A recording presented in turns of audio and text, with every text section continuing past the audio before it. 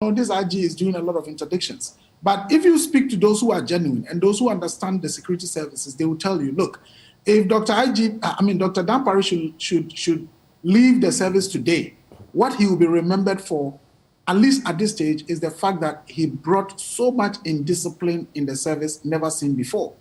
But even as that is being done, see what is happening. So it's a question of leadership. Let us encourage the IGP to continue the extraordinary leadership that he is providing. But beyond him, we need ministers, we need MPs, we need the president, we need the vice president, all of them to begin to act in ways that would exude that kind of moral attitude that we want to see in our country. And then that will cascade down to chief directors, to DCEs, to members of parliament, to assembly members, to unit committee members. Then we will be rebuilding a society that we all want to have. But the way things are going today, look, it is all about money. You have presidential aspirants in the opposition party, for example, saying, look, police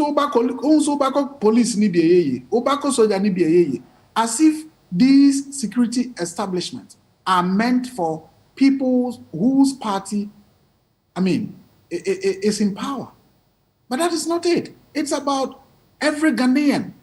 At the end of the day, whoever must get into the police service or the army or the fire service or immigration and so on, basically must be a Ghanaian of sound mind, 18 years and above, has the required qualification in terms of education, in terms of body size and so on.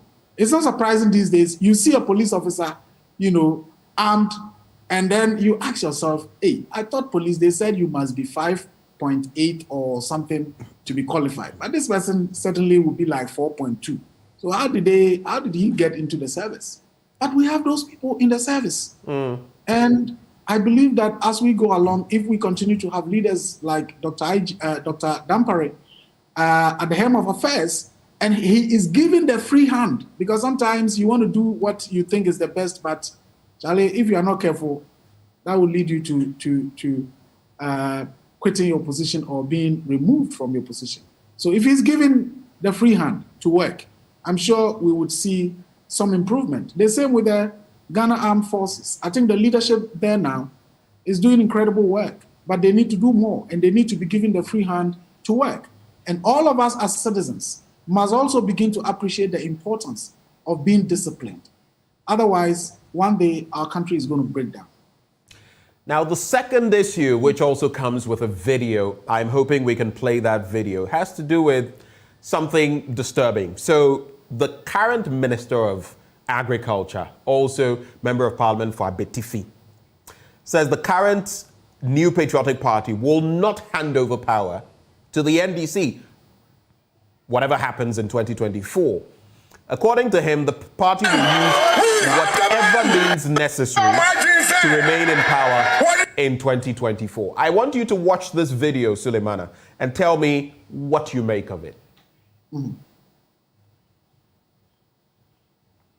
So we'll take a look at the video shortly. But he also adds that if the NDC...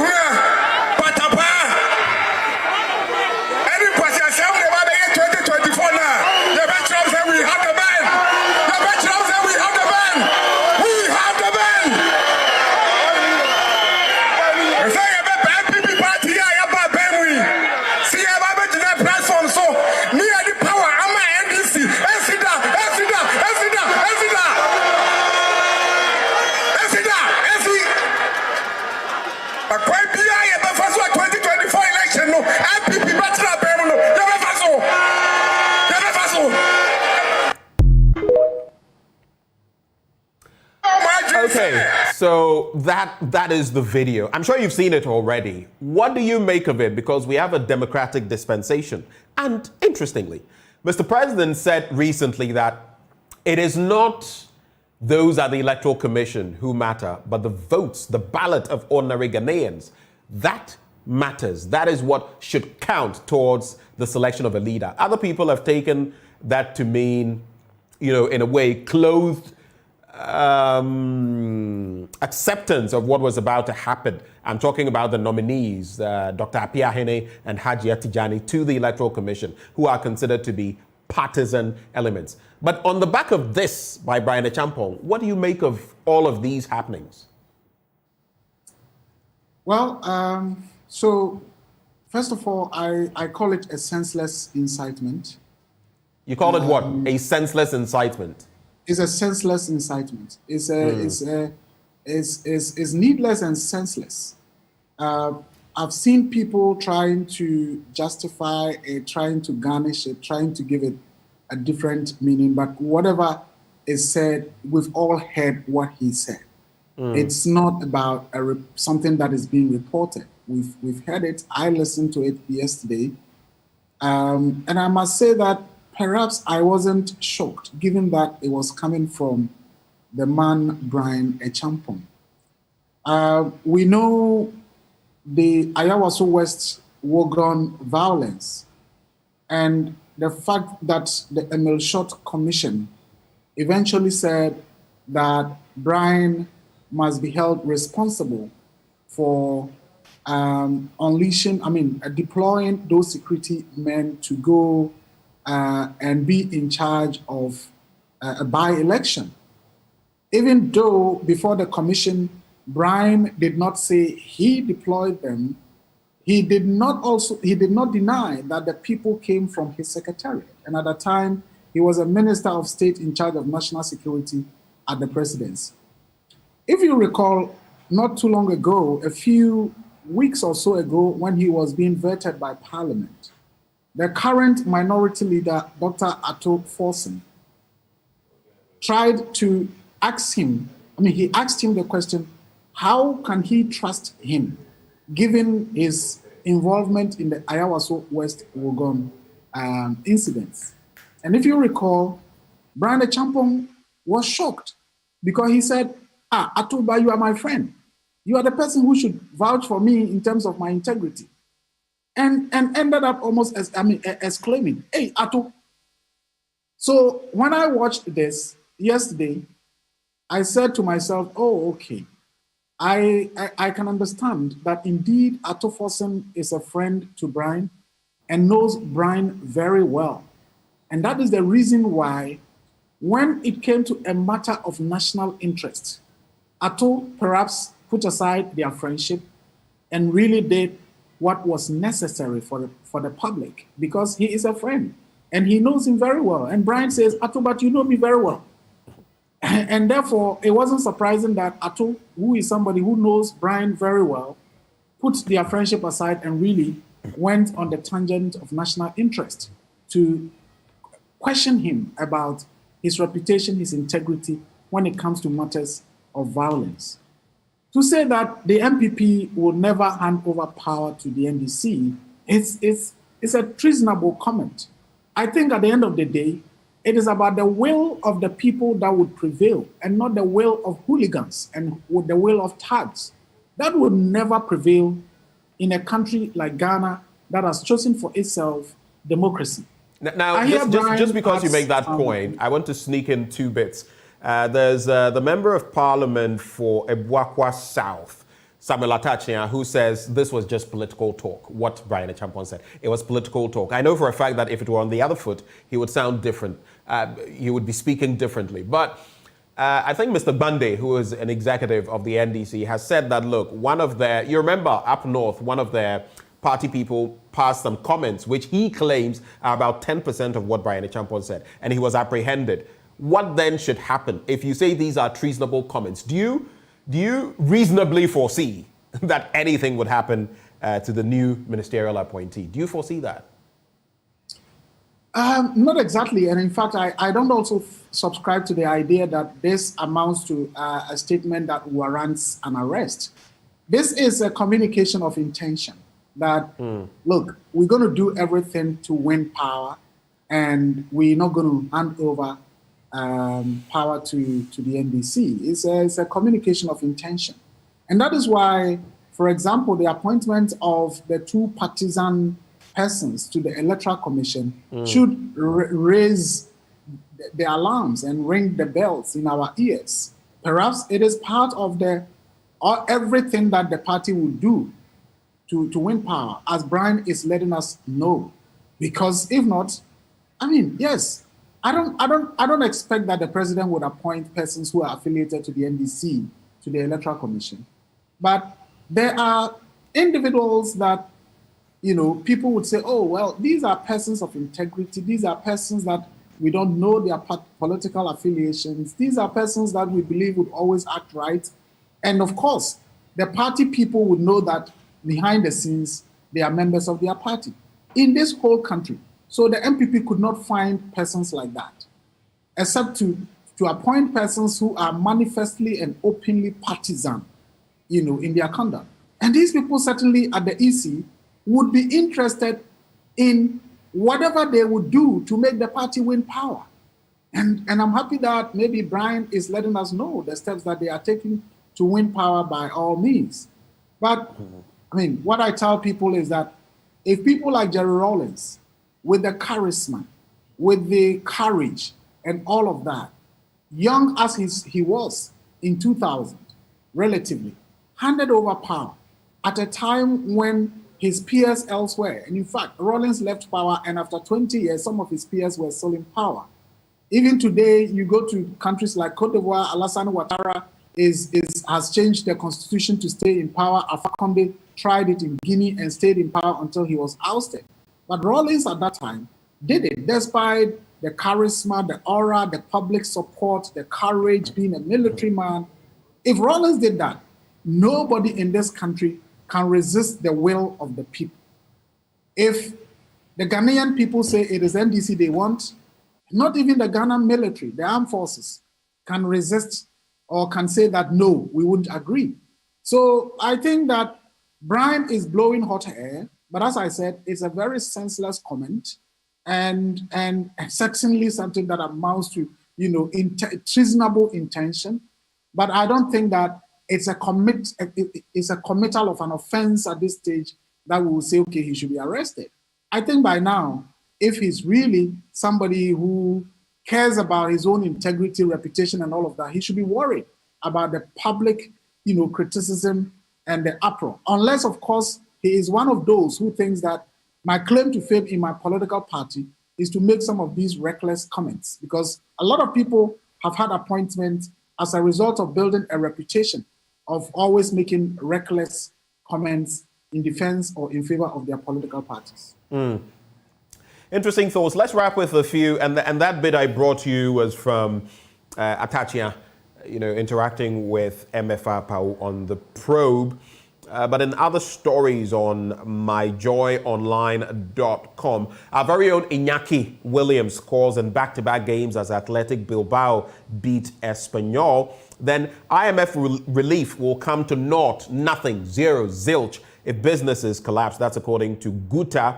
They are saying so. There's also this interesting bit. Sweet Mother hitmaker sold more copies than any of the Beatles. So why haven't you heard of him? You can check out that very interesting story. And back to sports. Jordan Ayew double helps Crystal Palace stage stunning comeback against Leeds United. Let's go to the Graphic Online. And they also talk about the NDC demanding Brian Achampon's arrest. That story is there. A story that was on myjoyonline.com, which I missed. Kwame Pianim warns of Ghana's economic recolonization. He's been warning of that. Let me just get to that story.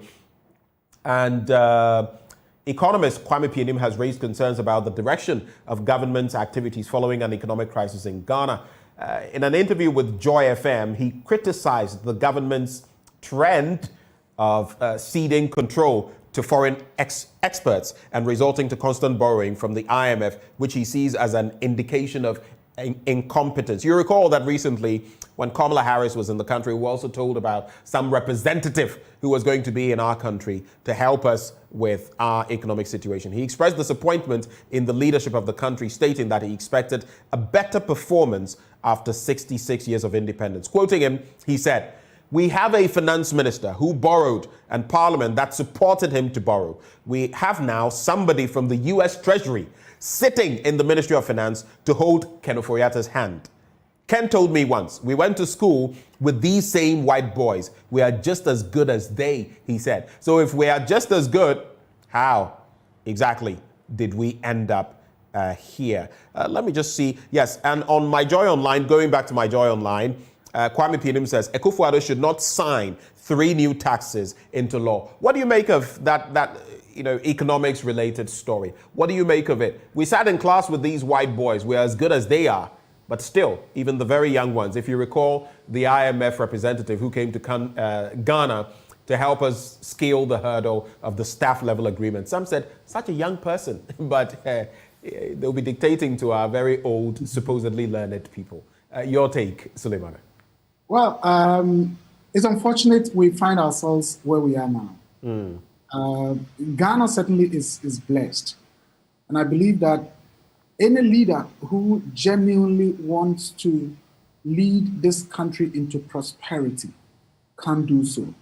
Right. Of course, we do have the global economic dynamics. I believe every country pursues their own interest.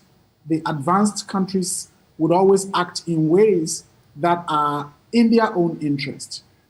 Nonetheless, I believe if we have a leader who genuinely wants to leave a legacy of moving this country towards prosperity, it is possible. Right. Whenever I travel out of the country, and by my work, I do quite a lot, sometimes I marvel. I ask myself, so when our presidents, vice presidents, members of parliament, ministers, when they travel to these countries, don't they ask themselves, what at all is making these nations prosperous, better than where we come from, despite our cocoa, our gold, our diamonds, our bauxite, fertile land, youthful population, and so on and so forth. First of all, it's a question of leadership. Unfortunately, yes, I do admit that a number of countries are going through struggles. There is no doubt about that. Right. We are in a global economic turbulence. Kenya, there's been demonstrations upon demonstrations in the last weeks. South Africa is going through the same. Even some of the advanced countries are going through challenges. But how are we as a country really trying to deal with these challenges? We have had a government that is pursuing very autocratic policies. From one policy to the other, you expect that the government will learn that the way to go is to build consensus, is to engage the relevant stakeholders so that there is policy buy-in before they are rolled out. From e-levy, it was about autocracy. We want to do this. From other levies that have been imposed, it's about we are doing this, whether Ghanaians like it or not. We wake up one day and the minister just basically announces that we have removed road tolls with immediate effect. Yet, as the venerable Kwame Pieni says, we have a parliament that is split, and you expect that indeed parliament would hold the executive accountable. Surprisingly, Ben, and I ask do you see that happening even with our so-called hung parliament? Do you see that happening in real terms? Not at all. Not at all. But you see, what I ask myself sometimes, Ben, is that, so how come we have 137 members of parliament from the MPP and one independent member of parliament who has aligned with the MPP? Of course, he has always been an MPP member. And these 138 persons, at no point would any of them or a group of them stand up and say, look, we are Ghanaians. We represent our people. This policy is coming from our government, but we disagree. Never. On the opposition side. But to be fair, you remember Yes. the point about removing Ken Ofori-Atta. We saw 80 plus of them coming together, banding together and saying he must go. That at least, if you say never, I would dispute that, because at least on that occasion, they came together and said against the will of the president. That was not about a government policy. That is not about a government policy. Right. And secondly, yes, they did that, but where has it gone? Ken Ofori-Atta is still at post, still introducing very obnoxious, unpopular, dictatorial policies. Ken has been,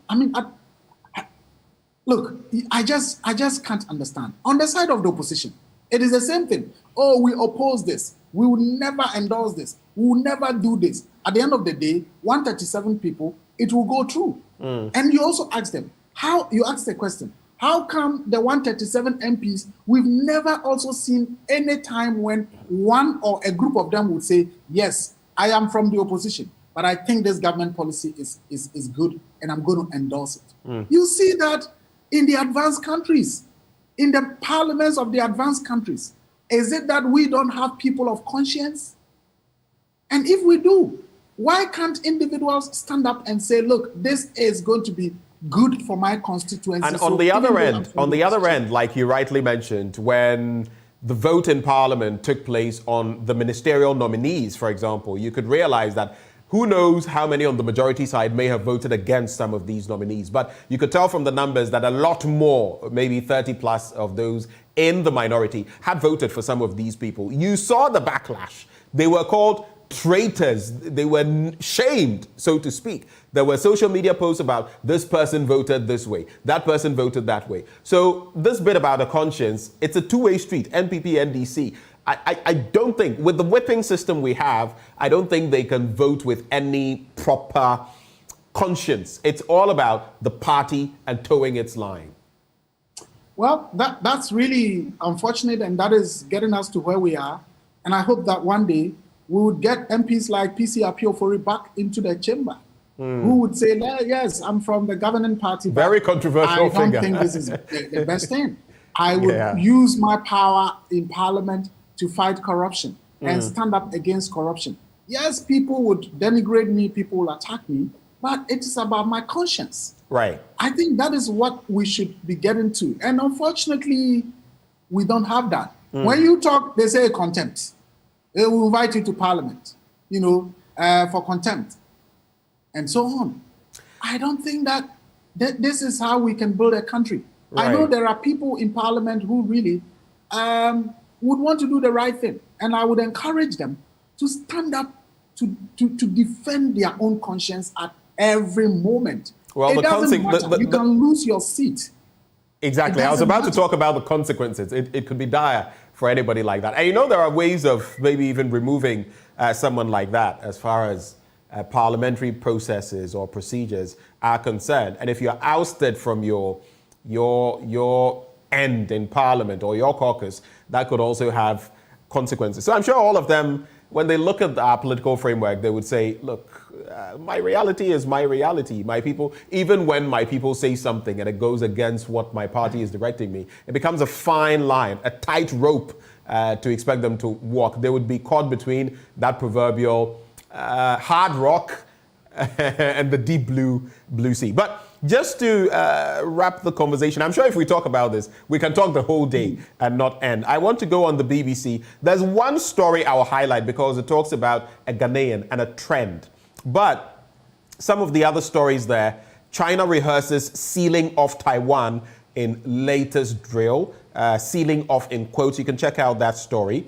There's also father mourns murdered daughters at West Bank funeral. There's been a new inflammation, if you like, or conflagration of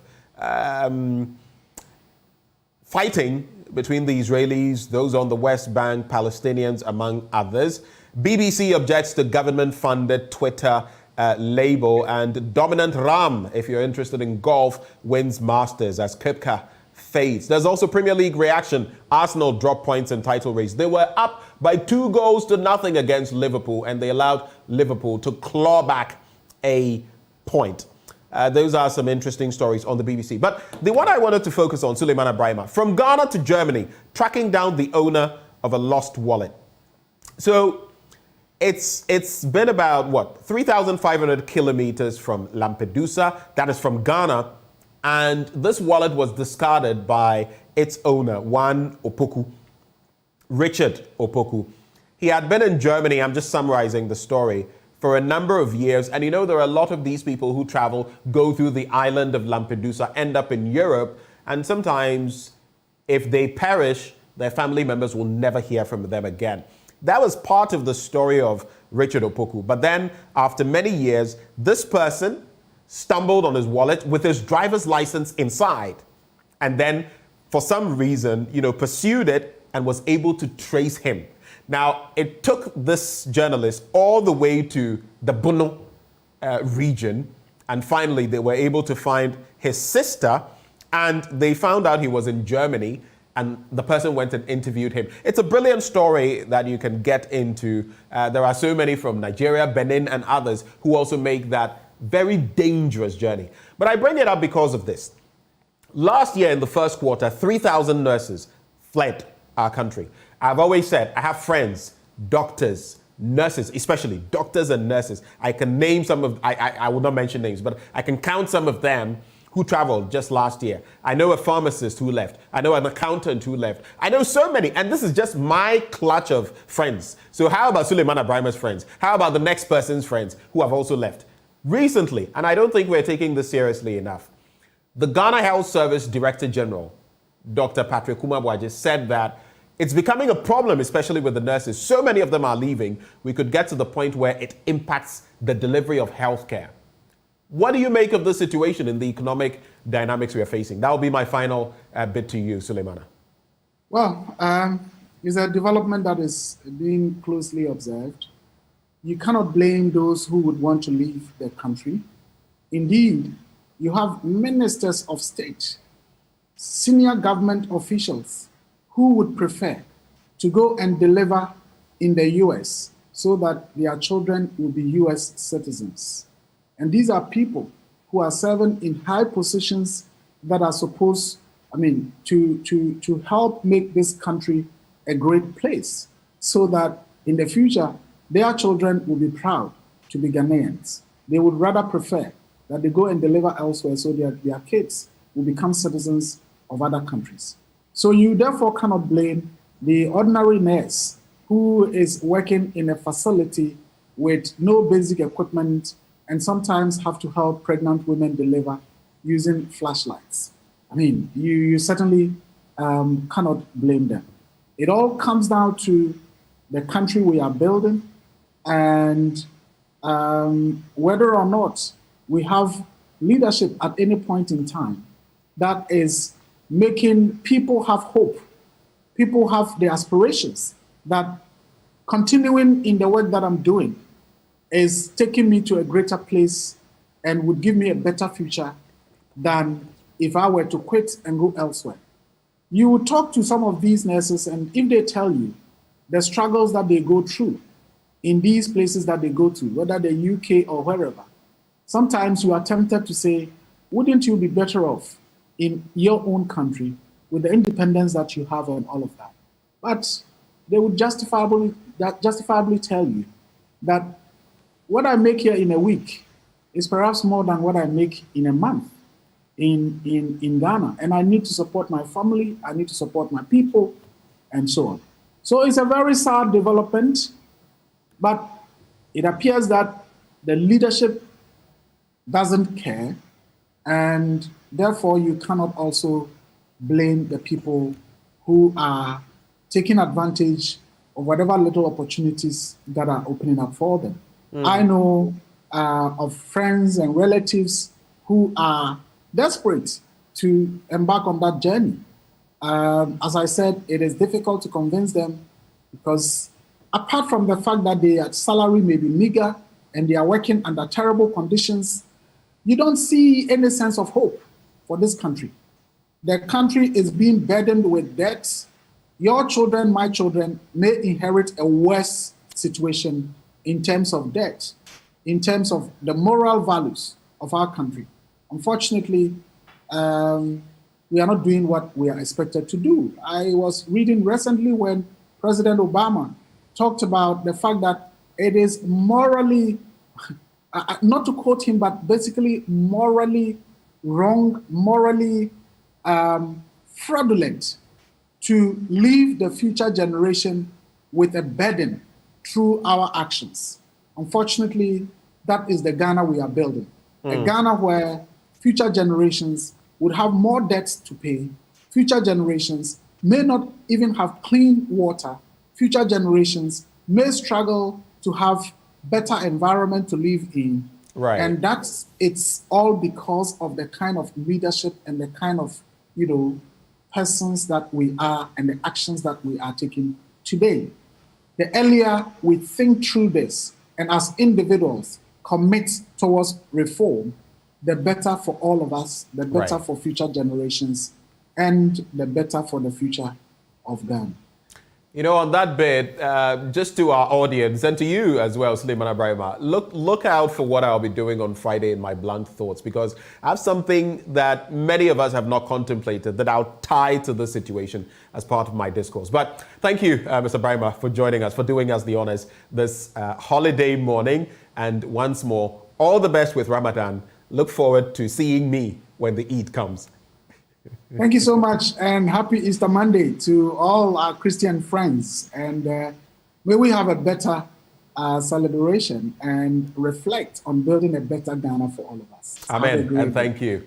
Suleiman Abrahima, Executive Director, Media Foundation for West Africa. This segment brought to you by Endpoint Homeopathic Clinic. They're offering free prostate screening, free female fertility screening. Locate them here in Accra, Spintex opposite the Shell signboard. In Kumasi, Kronomabwehia, behind the Angel Educational Complex. In Takrade Anaji Estate in Tema Community 22, Techiman Hanswa and Esiama Nzima. You can also call them on 0244 867 068 or 0274 234 321. Endpoint Homeopathic Clinic, the end to chronic disease. And in fact, the end of the news review. Up next, my colleague Nathaniel Atto talks interesting sports as he gets into Prime Take. That's in sports. Up next.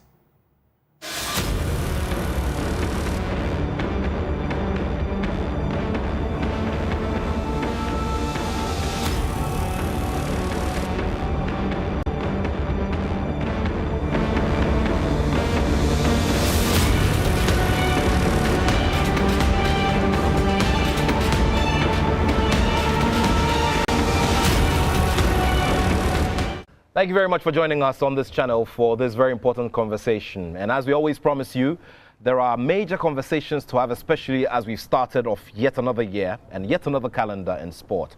Today, we're hosting a man who's had massive experience when it comes to club administration and rose to the high office of Vice President of the Ghana Football Association.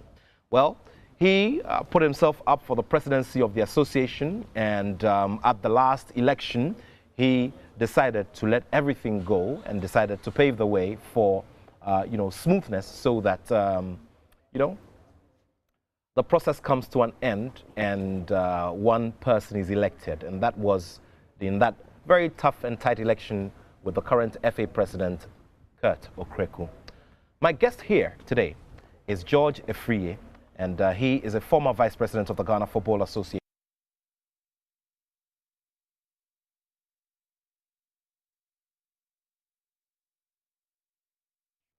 There are thoughts to share after major developments over the last football year. Good to see you. Oh, not long time no see.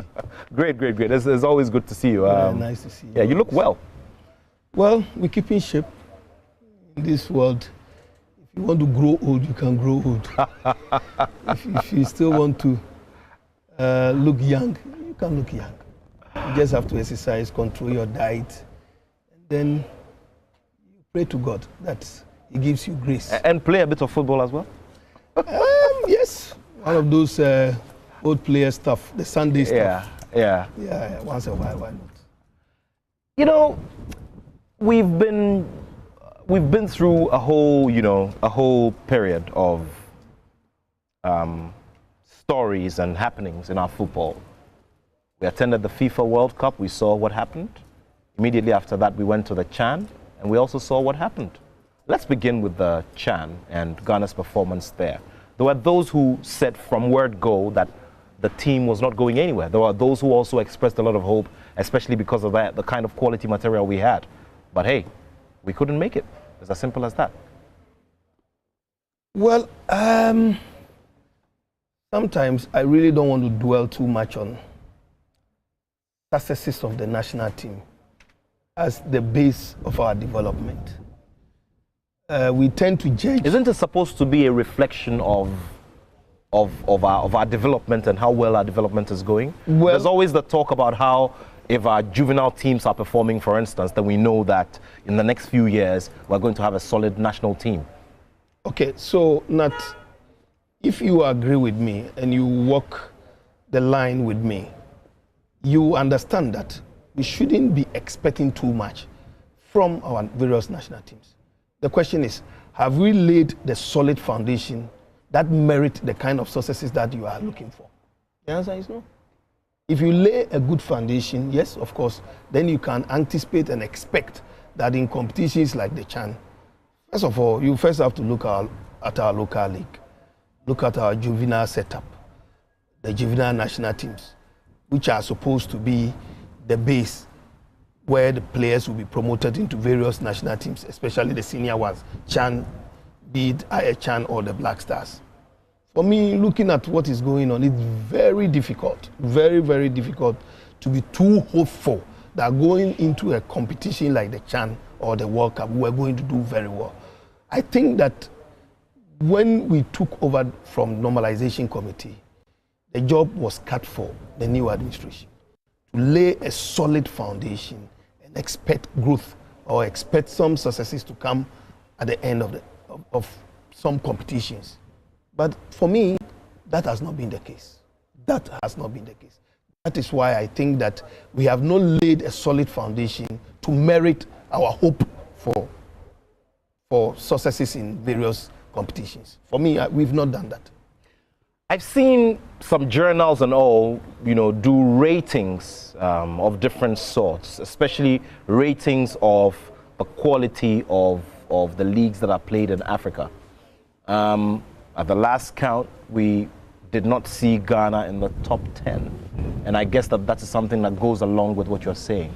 But not necessarily. For your own, yes, so I'm coming to that. For your own rating of our league, holistically, I mean, where would you place our league? Because, I mean, we're talking about value, we're talking about quality, and we're talking about the levels of entertainment and all of that.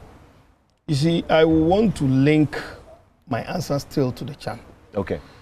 Okay, the current champions of CHAN, the eventual winners, Senegal, how would you rate their league?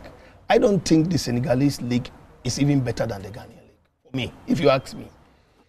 But I'm still saying that if you lay a solid foundation, and I'm talking of development of players, development of football, if you lay a solid foundation and you comb around Ghana, be it Division 2, be it Division 1, Premier, you should get quality players to represent Ghana, irrespective of the position of our league in terms of ranking.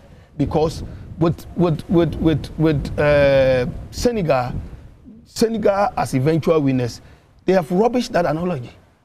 Because you and I will agree that when it comes to African football, I mean club competitions, I'm talking of CAF inter-club competitions, the Super Cup, the Champions League, the CAF FA Cup, no, what do you call it? The CAF... the Super Champions or no, the Confederation? We have the Club Champions League and the other one. The Confederation Cup. The Confederation Cup. CAF Confederation Cup and CAF Champions League. If you look at the clubs that have dominated over the years, it's the North Africans. Once a while, a certain TP Mazembe comes through. You understand what I'm saying? So if you are using that as a measure, then going to CHAN, we shouldn't expect too much. We should expect those North Africans to do well at the CHAN. Yes, the eventual host came second, or they were the finals, the runners-up to Senegal.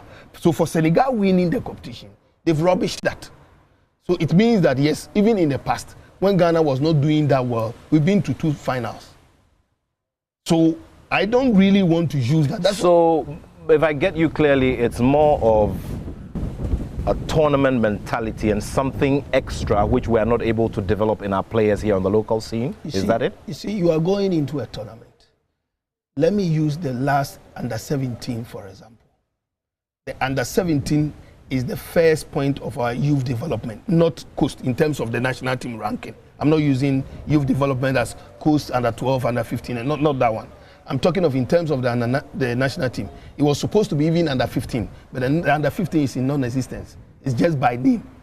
Because the last time I checked, I don't remember the under-15s taking part in any competitions. But then with the under-17, be this first point of proper development from the youth.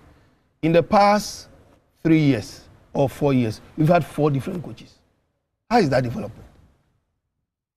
In the past 4 years. So it means that you have not have a plan, a program that you are going to execute to make sure that this program reflects at the top. You need to groom from 17 to 20 to 23, some branches to the local Black Stars or the Galaxies as we call it now. Because remember, whilst we are playing the juvenile competitions in international competitions, most players will get the chance to travel abroad. The rest will remain in the league. And a typical example is the last under 20, the last under 20, the last under 17. A lot of them are still in our league. You understand what I'm saying? So if you have a proper development,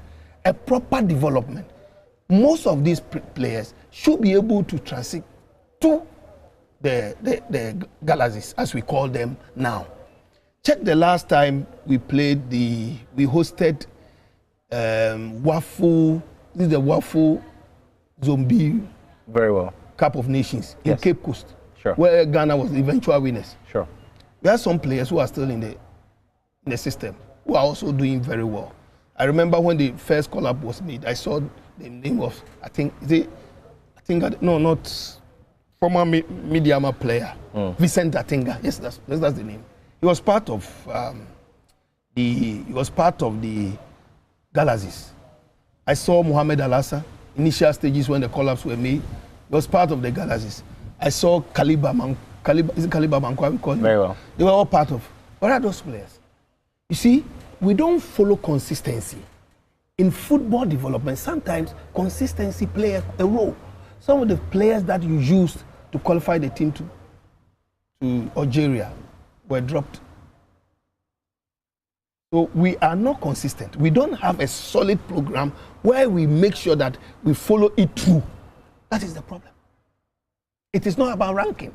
Ranking can be done because we've seen countries rank outside the world top 20 coming into major competitions and excelling. We've seen it all the time. We see it always. So it's not necessarily about the ranking. Yes, when you want to put those rankings in terms of the league, you need to put all the factors on the table. Let's go to the North Africans. Egypt, Tunisia, Algeria. Egypt, Tunisia, Algeria. Let me use Morocco. These 4 countries. What have they done in terms of their football development? What have they done? Can we compare? Can we say same to us? We've all traveled. We've all been to these venues. In terms of even infrastructure, in terms of football, quality football pitches for major tournaments. Ghana, yes. Under President Kufuor, we had 4 beautiful stadiums, well built for major competition. The Aliu Mahama Stadium, the Sipon, the Kumasi and Accra. What are the states now? Can we say same? Fortunately, we had one from late Professor Mills from Cape Coast Sports Stadium, so making it 5. What is the state of our venues currently? Now, let's pick the clubs involved. If you've been to Egypt, Ali is like a whole new... Ali as a club, I don't know how to compare. You can compare Ali to the Real Madrid or the Barcelonas or the Man U's and all that. It's a whole cult organization. People worship Ali, same as Zamalek. You go to Morocco, same. You go to Algeria, same. You go to Tunisia, the Esperance and all that, Club Africains and all that.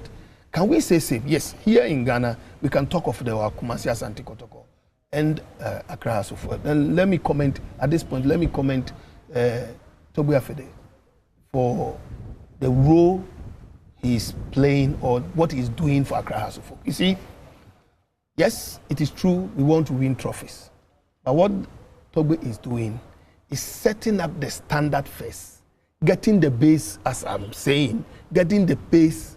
He's putting the base down so a solid foundation can be laid on the base. If players can get a very good accommodation to sleep, if right from my clubhouse I can walk to the gym, right from the gym there's a football field, and these are the things you need to put in place for a solid takeoff. And so for me, I think that Togo is doing well. The young man in Kumasi is also doing, and when he came, he's taking up the Adakujachi project, he's doing it. So for me, I think that the clubs in between Kotoko and Has, they are doing something right. For now, let's give them time. And then if the FA can complement what the clubs are also doing. When I say it, people will say that, oh, this is the responsibility of the clubs and all that. You see,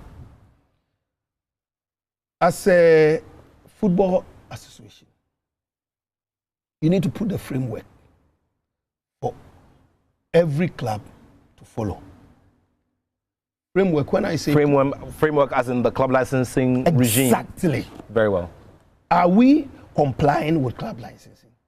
Well, I mean, from where I sit, we've had some major, we've had some major milestones with the implementation of the club licensing regime. For instance, certification of coaches who coach in the Premier League.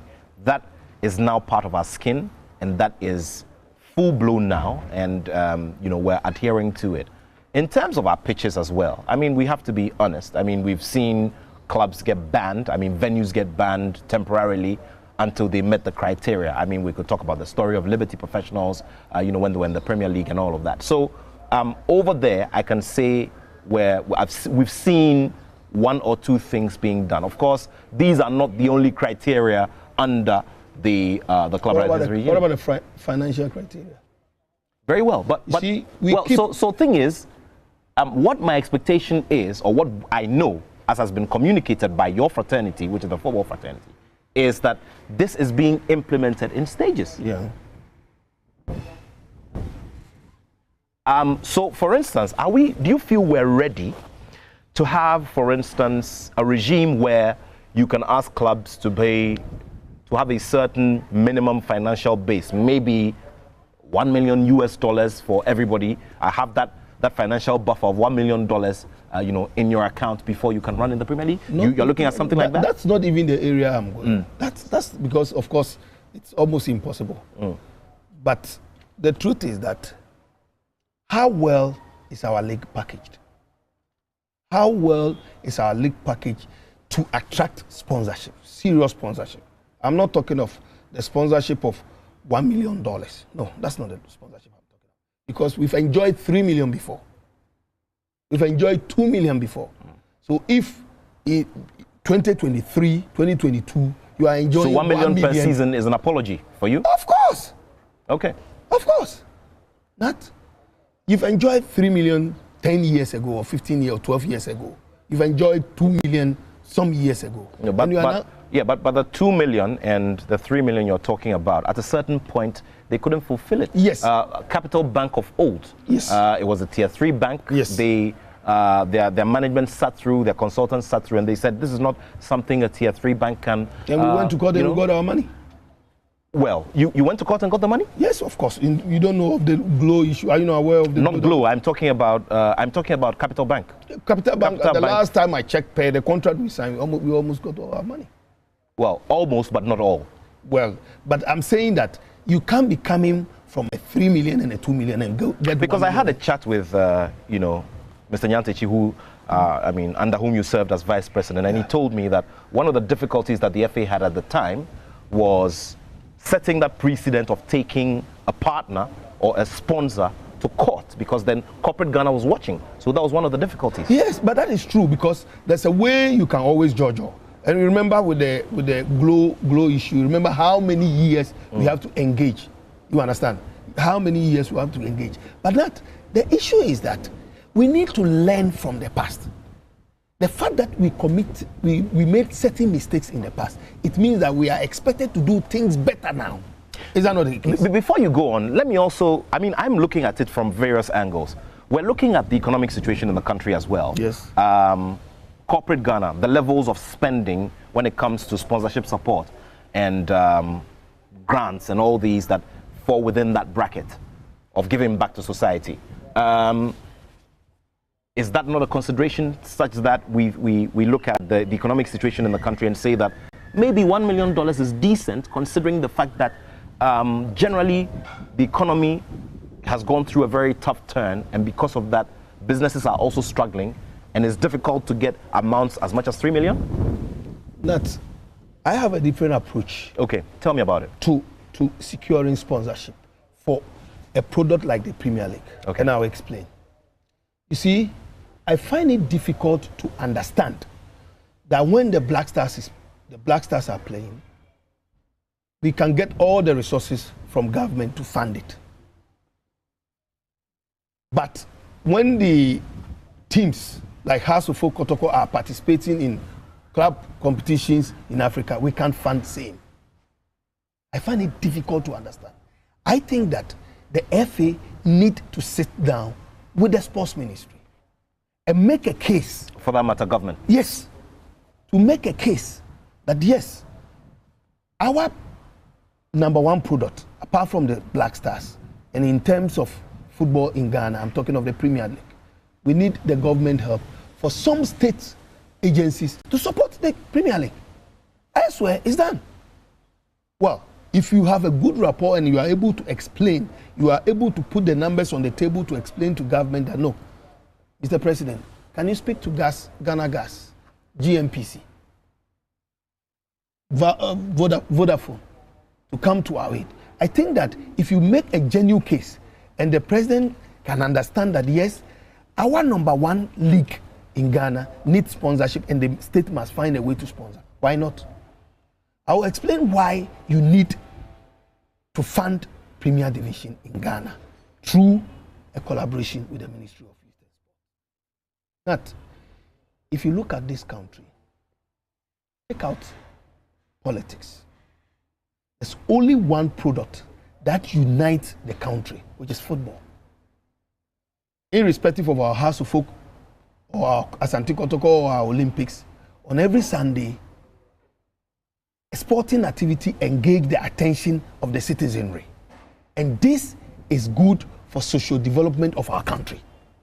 Every country, every government that does not pay heed to the youth, the upbringing of the youth, you are in serious trouble. You understand what I'm saying? So for me, I think that the FA need to make a case before government. Make a case before government. Why you need government to support in securing sponsorship for the league. And I don't think this is far from where other countries have been able to do it and they've succeeded. I can mention a lot of countries where even here in Nigeria here, state governors take over the running of leagues in their various jurisdictions. State governors. So I'm saying that in Ghana, if we are able to put the numbers and tell the president that, Mr. President, in every week, if we are able to get a sponsorship to take care, these are the number of people that football take care of. The number of people. Because remember, the clubs, when there's a football activity at Accra Sports Stadium, there's a ripple effect. Yes. The byproduct. Sure. Everybody, including yourself, you're good. So we need to make a case. We need to make a case and let government understand that, Mr. President, we need your support in order to secure a sponsorship for our Premier League. Yes, we'll do our part. We'll have to package our product in such a way that it will be appealing for corporate bodies to say that, yes, I'm interested to associate myself with football in Ghana. Fortunately, in recent times, the act of hooliganism are going down. We don't hear of too much of what used to happen in the past, which is a good sign. So we need to build on that to attract. I hope you understand what I'm saying. Very well. So, I mean, all put together, it's not really going well. Yes. The running of our football is not really going well. Yeah. You see, when I speak, Yeah. I know my submission and my answers to most of these questions, they sound a bit controversial, but it still remains the facts. You see, in recent times, we've witnessed certain bad officiating where referees are not punished. Sometimes the punishment is kept in the dark. You don't even hear it. sometimes you get the federation even defending the act. We hear referees coming out boldly to apologize for mistakes. Yes, we accept that referees can make mistakes. But where one is going to a venue to watch a football match, where he has already heard the score line, in this case, the age of betting. But these are not new. These are not nouvelle to our football. I mean, for somebody fans going to the stadium and knowing the scoreline ahead of time is not new. If we keep on saying this is not new, then we are not ready to change. That's not the problem. All I'm just saying is that it has happened in the past. Very well. So we need to acknowledge that as we move forward. It has happened, yes. Yeah. But I'm saying that the It's rate still at happening. which it's happening now, the rate at which it's happening now, speak to the clubs. I talk to the clubs always. The fact is So that it's gone from bad to worse. Of course. Of course. I have cataloged a number of incidents. In the coming days, I'll bring them out. Betting is affecting our game. Betting is affecting our game. Thankfully, the FA took a very drastic decision. Personally, I think that whether I don't want to delve into it too much, but I can say that when you punish clubs, it serves as a deterrent.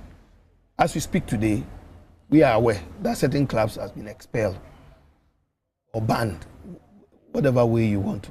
It's a good step. Whether you like it or not, it's a good step. But are they the only clubs who are doing it? Or they were just picked as an scapegoat? If you were asked that question, what answer would you give to it? Personally, I think that betting still exists in our system. And Got evidence? I'm saying that personally, I still think that betting is still going on. Well, this Based is, on, like you said, I mean, these are very heavy allegations. And, I mean, if you make them on such a national platform, then you should be able to. But not.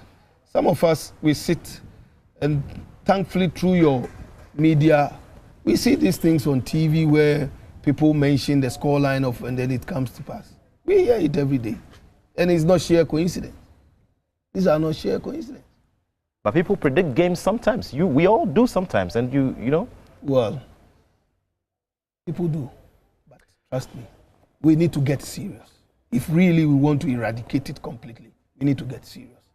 Well, if you just joined us, we're having this conversation with former Ghana FA Vice President George Afriyie. We've been talking about issues of organization of our league, the attractiveness of it, the look and feel of our national teams, especially the conversation around the Championship of African Nations that just rounded up in Algeria, and Ghana's performance, Ghana's place over there. Would like to now delve into the issue of you and your place within football administration, in the country.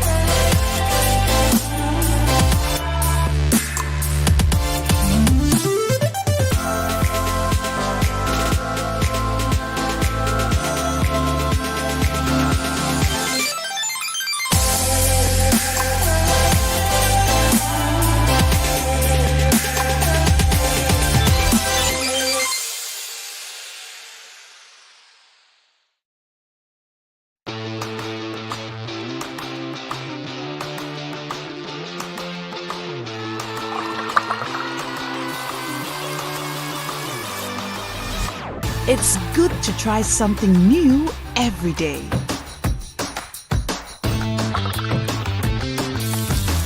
It's good when you get the rest you need because your family has got you. Fritol, you deserve a life of goodness. This advert is FDA approved. Haven't you heard? EGL's Ramadan Easter promotion. Electroland Ghana Limited is offering you quality products from Samsung, Toshiba, Nasco, and Media. Choose your choice. Media AC, Samsung AC, Nasco AC. With 229 Ghana cedis, get yourself a Nasco gas stove. Buy one, get one free. So stocks last. With 1,099 Ghana cedis, a Nasco television is yours. Grab your TV ranging from 32 inches, 40 inches to 98 inches. I tell you. Simply put it, all types of refrigerators and washing machines, microwaves and sound bars are available this Easter and Ramadan. Electroland Ghana Limited Easter promotion. Don't let this opportunity pass you by.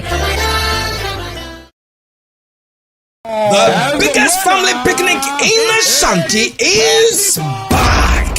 It's the only avenue where families eat, drink, and have fun with other families. This Easter, the Love FM family party in the park will be mind-blowing. There will be a lot of kids playing items like trampoline, bouncy castles, electric train, merry-go-round, stationary aeroplane, horse race, face painting, TV games. Get ready for the adult corner with some back-to-back irresistible live band music this Easter. So start putting plans together and let's have the biggest family picnic experience ever. The date is Easter Monday, 10th April 2023 at the Rattray Park, 8 a.m. sharp. Rate is a cool 10 Ghana cedis. The Love FM family party in the park. Easter Monday. We simply can't wait. For crystal clear and thrilling podcasts and live shows, download and listen to us on Apple, Spotify, TuneIn, Google Podcasts, MyJoy Online, Amazon services like Echo, Amazon Music, and Audible, Stitcher, Adom Online, Overcast, and Pandora. Take note of everything. Sign up for the multimedia digital platforms now to stay updated.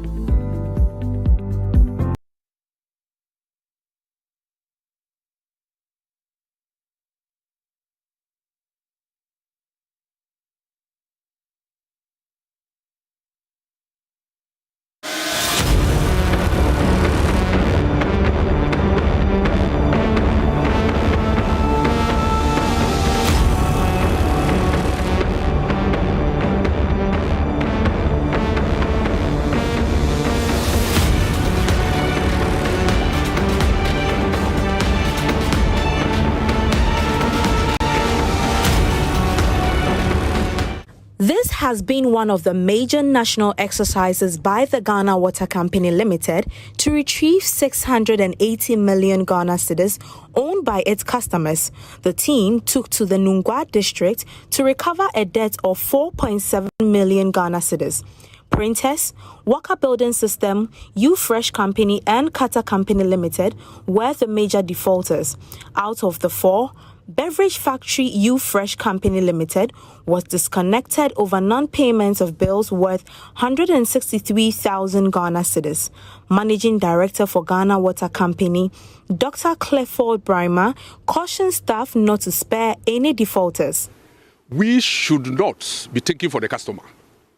Let the customer think for themselves. Some of them will say that because there's no flow in our pipes, we are not going to pay. We are not a prepaid company. We are a postpaid. Going to collect your bills means that some water has been consumed. And whatever water that has been consumed, there was chemical use, electricity used, and they need to be paid for. And so somebody cannot say that because he's not going to get water tomorrow, he's not going to pay for what he spent yesterday. I don't think there's logic in it. And we must not give the customers that opportunity to use that as a basis not to pay. Once your meter reads, it means that you have consumed. And we are asking for what you have consumed, but not what you are yet to consume. And so when we get to you, don't tell us, oh, we don't get regular flow. Yes, we know we don't get regular flow, but your meter has read. It means that some water has passed there. And we use chemical, we use electricity to produce that water. So let's go out strong enough and retrieve the money. And at the end of it, the company becomes good. Ghanaians who are even resistant to pay will pay because we improve our services. Without that money, we cannot improve our services at all. We have chemical suppliers to pay. We have electricity to pay. We have our pipe suppliers to pay. We have valve suppliers to pay. How do we make the money if somebody who has consumed your water says that because he's not getting water tomorrow, he's not going to pay for what he spent yesterday? I don't think it's logical enough. And we should not allow them to do that. Textile manufacturing company Printers owes Ghana Water over 3 million Ghana cedis. They paid half of the amount. Dr. Clifford Brimer believes this is in the right direction. Printers was because they have two product lines here. One line for printing the fabrics and Kali and Calipo. Its rates went higher. So they were disputing that they didn't understand why we should put them on the higher rate instead of on the lower rate. And for us, we are looking at balancing and making sure that we are able to generate the revenue for our operations.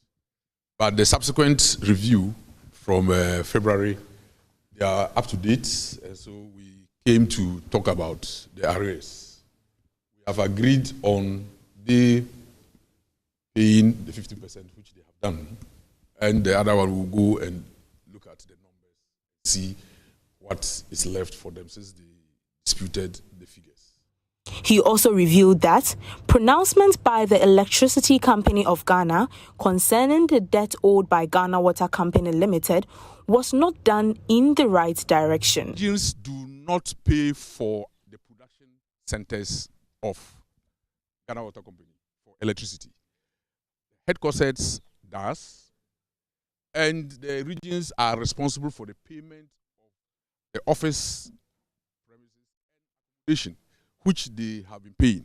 And so if there are arrears on the region for a particular system, it has to be at the head office. And the head office also, through the ESLA, some of the production centers' electricity have been paid by government through ESLA. When they pay through ESLA, then we distribute the credit across the production centers. So all the regions will get the credit. So if they do not come to their head office and they sit in the regional levels, they will be misrepresenting the issues. And so the 17 million that they were talking of in Volta region and threatening to disconnect them, it was unnecessary. The Ghana Water Company Limited's connection exercise is still ongoing, and it is expected to continue until all debts have been paid off. Jacqueline Ansuma-Yeboah's report for Joy News. And here we are back in the studio. Welcome on the AM show if you're just joining us. And we continue on that trajectory talking about water theft, revenue mobilization on the part of the Ghana Water Company Limited. We're pleased to have joining us in the studio the communications manager, Stanley Marty. Mr. Marty, happy holiday to you. Same to you. It's a working holiday for us, and today we've dragged you here.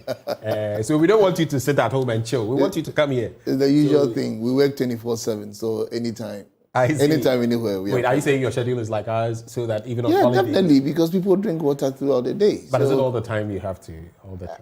Occasionally you also rest those things. We do, but like anytime duty calls, we make ourselves available. Yeah. Well, occasionally, but trust me, I've been working holidays for like 9 years straight. But thankfully, on Good Friday, we had an arrangement. So my colleague was here and finally that was good. I was able that was good. In fact, I thought I was also going to rest today until I had a call to be here. So I'm here. But from here, I hope to be home, have a good rest, because we need to start again from tomorrow. And tomorrow I'll be in the central region. Okay. Yes. Now all directors are moving into the regions to join the regions to work with them so that we'll be able to retrieve all our monies. So tell me, what have you done so far? We know of the Greater Accra region. Now you say you're targeting the central region. Which areas have... In fact, even before we get into that, why this revenue mobilization drive? Is it just on the back of the ECG doing something and you also felt, you know what, let's shake up a bit. We are owed some 800 million Ghana cedis. What was it? You know, it's been a strategy for all utilities for a very long time. Okay. Except the media hasn't been interested. So really? So we only issue announcements and press releases and it's in the news and then that's it. But this time it's like the media has gotten very much involved and they are moving with us. And I think it's good. For me, I really appreciate the support from the media. And I hope they're going to continue to do that, because we all need to get involved and to ensure that the utilities function effectively and then we can also serve our people well. The media is interested in us serving our people well, so why wouldn't they also be interested in people paying us? So I think it's a good sign, it's a good support, and we appreciate it very much. Now, I said I was going to move into Central Region next week. It is not like on district basis or on regional basis, but we are moving out nationwide. So all districts are doing this simultaneously. All regions are doing this simultaneously, except that those of us, the directors at the head office, are moving down into all the regions to support them. We need to find out what the actual challenge is. Okay, until December, our arrears stood at around 600 million Ghana cedis. That is until December 2022. Yes. Right. And then just first quarter is ballooned to 800 million. It's a cause for worry. That's an addition of 200 million within just about a quarter. Exactly. So that is why we want to go down and to find out what the actual challenge is. Now, there has been experiences on the field. We've had opportunity to educate more of our customers so that they appreciate what we find ourselves in, so that they pay.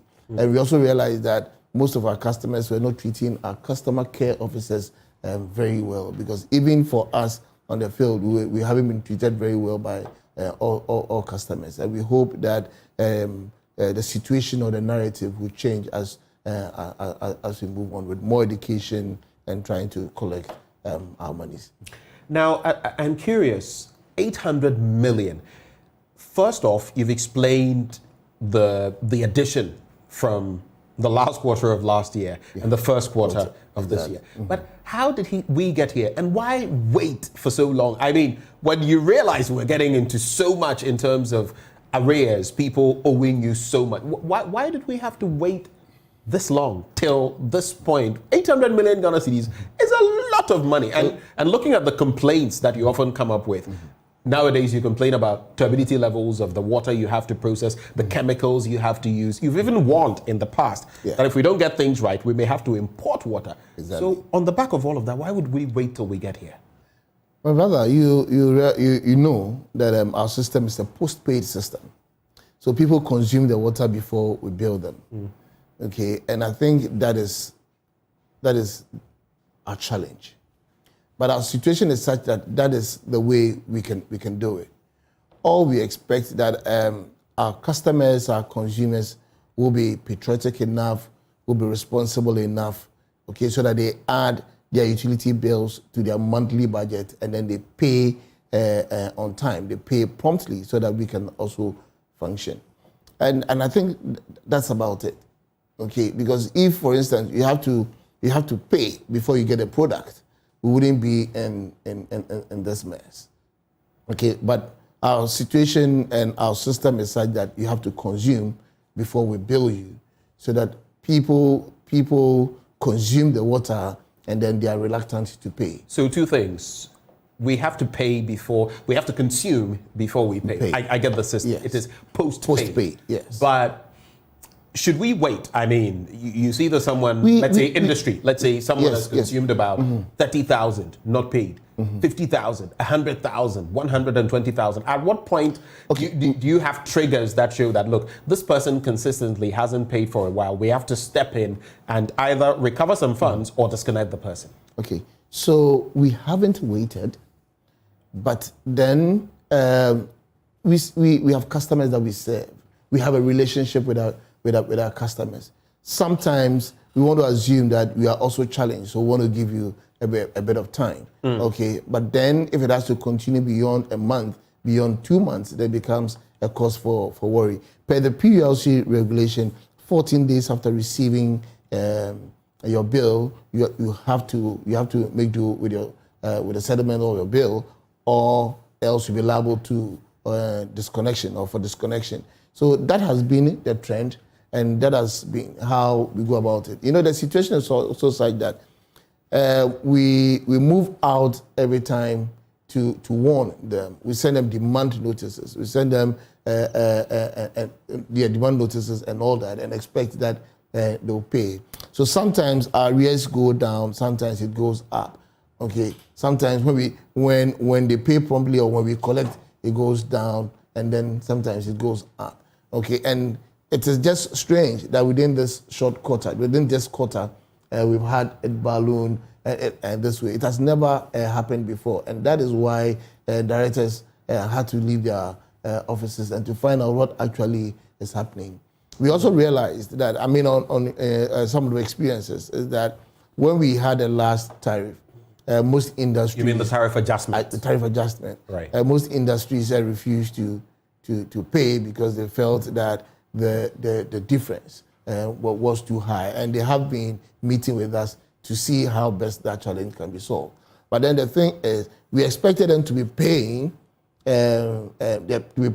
whilst we are in discussion. So while we find a solution, exactly, do the right thing, exactly, make payment. Exactly. But most of them stopped paying, hoping that there'll be some change. But even if there'll be a change, it will be a change moving on, but not a change going back. Right. Okay, because if the tariff which also means that whatever they've not paid for, they will still pay according to the tariff rate as it prevailed then. Exactly, because if the tariff is gazetted, GWCL can charge less, okay, and we can charge more. So whatever you have been billed for, you have to pay. So whilst we are in discussion, the expectation is that you continue paying your arrears. If anything is to happen in the next quarter, then at least you can go down. And we expect that PULC will go by their own laws, such that you look at the parameters as it is, and that if it has to go up, you don't burden the utilities by reducing it when it has to go up.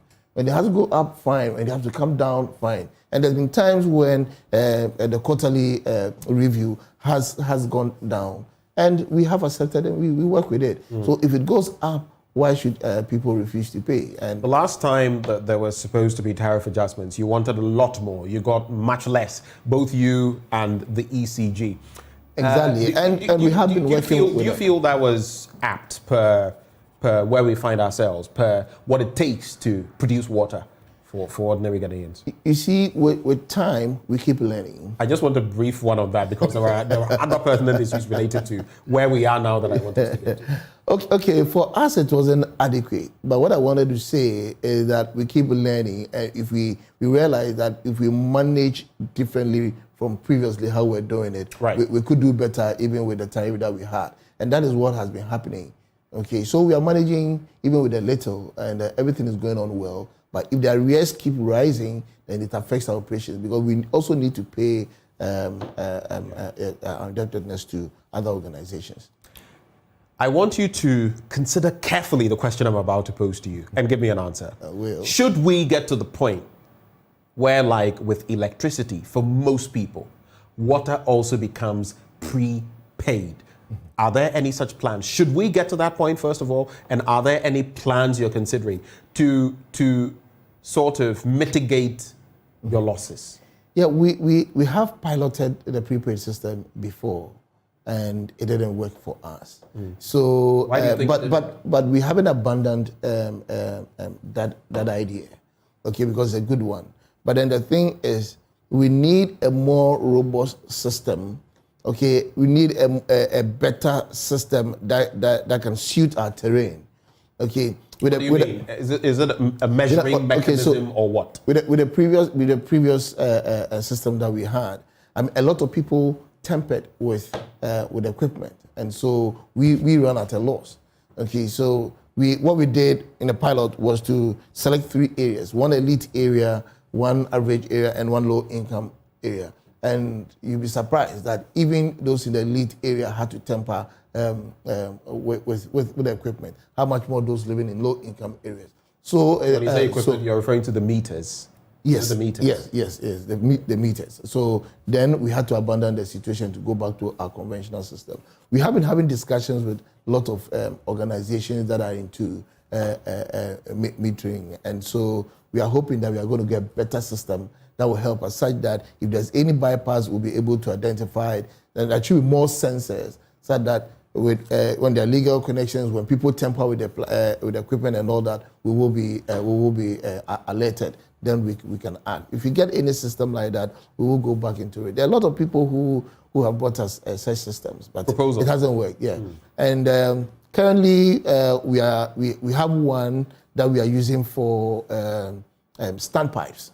Okay, and that we are also deploying throughout the country because that works for standpipes because there's always a vendor. Okay, so it will be very difficult for you to tamper with it.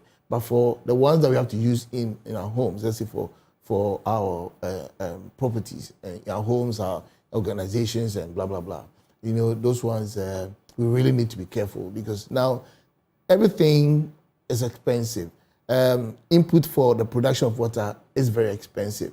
And so the slightest mistake and you're going to fall. And we don't want to go down like that. So, Before we get into the central region, like you started talking about, and what else you've been doing, I'd just like to find out, on the back of all of these things we're discussing. So first off, the prepaid system, let's say in the next 2 years, in the next 5 years, I've seen some plans that you've had as a Ghana Water company, and which you've been using incrementally, doing this, doing that, and getting better at what you do.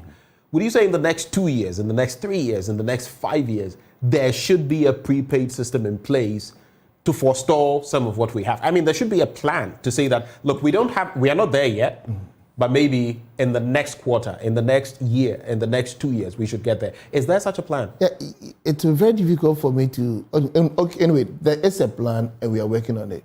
But it's very difficult for me to say that's going to happen in the next quarter, in the next 2 years, the next 5 years.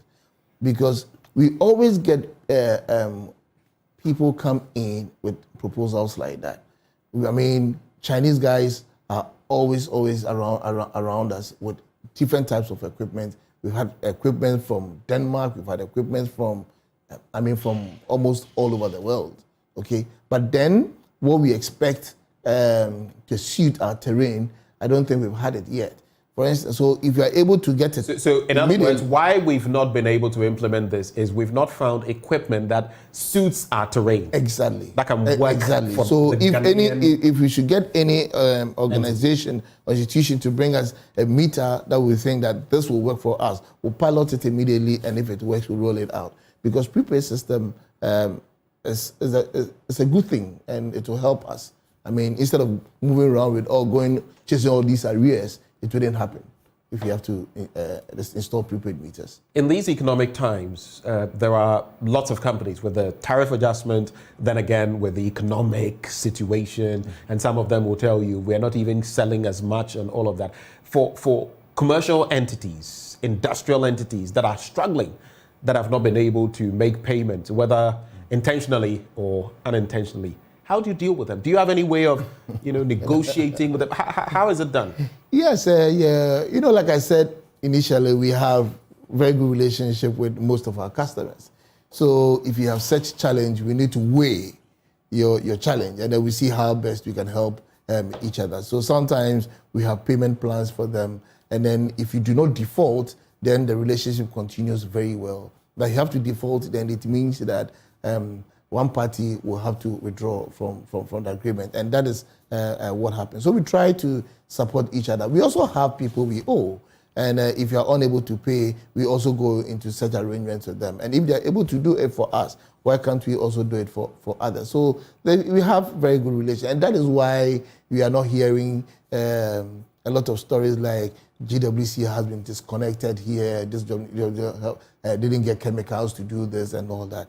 All our chemicals come in, and we take time to pay. So we also have that flexible terms, but we don't want anybody to default. Same way, we also don't default when it comes to those we are indebted to. Talking about owing, in recent times we found out that you owed ECG, and apparently they also owe you. Yeah. How are you guys dealing with that situation? We consume power, they also consume water. So obviously that is going to happen. And it's always been like that. And we have a way of offsetting our bills. Sometimes ours goes higher and they have to pay us. Sometimes theirs go higher and we have to pay the difference and all that. So there's a way that we offset. So all our systems, for instance, are managed or are paid at the head office level, because that's where we do the offsetting. But with our regional offices and our bungalows and all that, they are supposed to to pay at the regional level, and sometimes by the individuals who live in the home. So that is settled very well. And per our culture, we know staff of ours should owe any utility for it to become news. So we just expect that. So that's a policy? Yeah, it's a policy for no us. Staff of the Ghana Water Company? No, yes, a policy should for owe us. any utility provider, including exactly. Ghana Water? Exactly. So that it becomes... Yes, we pay. So I pay my water bills. Yes. So we know, for example, that in the Volta region, you owe the ECG about 17 billion. So what do you do nationally? That is a system. Is it regionally? That is the treatment plant that serves the whole municipality. I get it, but I'm trying to find out when you strike your averages and offset what the difference is.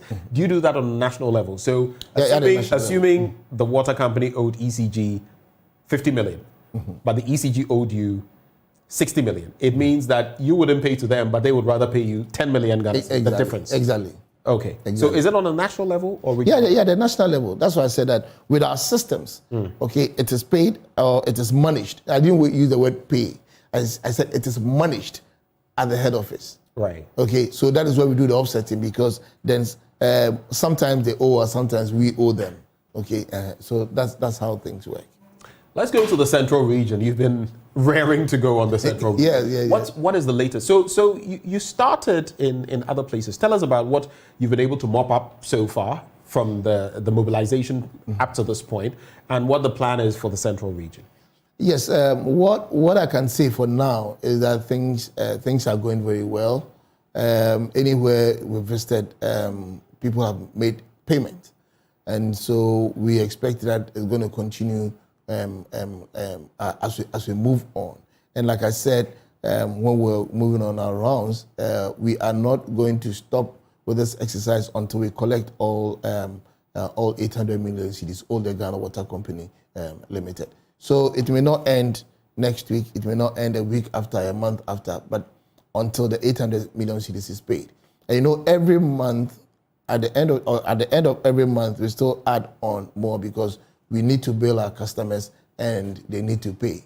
So much bills are out now, and we expect that everybody will pay in addition to arrears, so that we don't build on the 800 million cedis.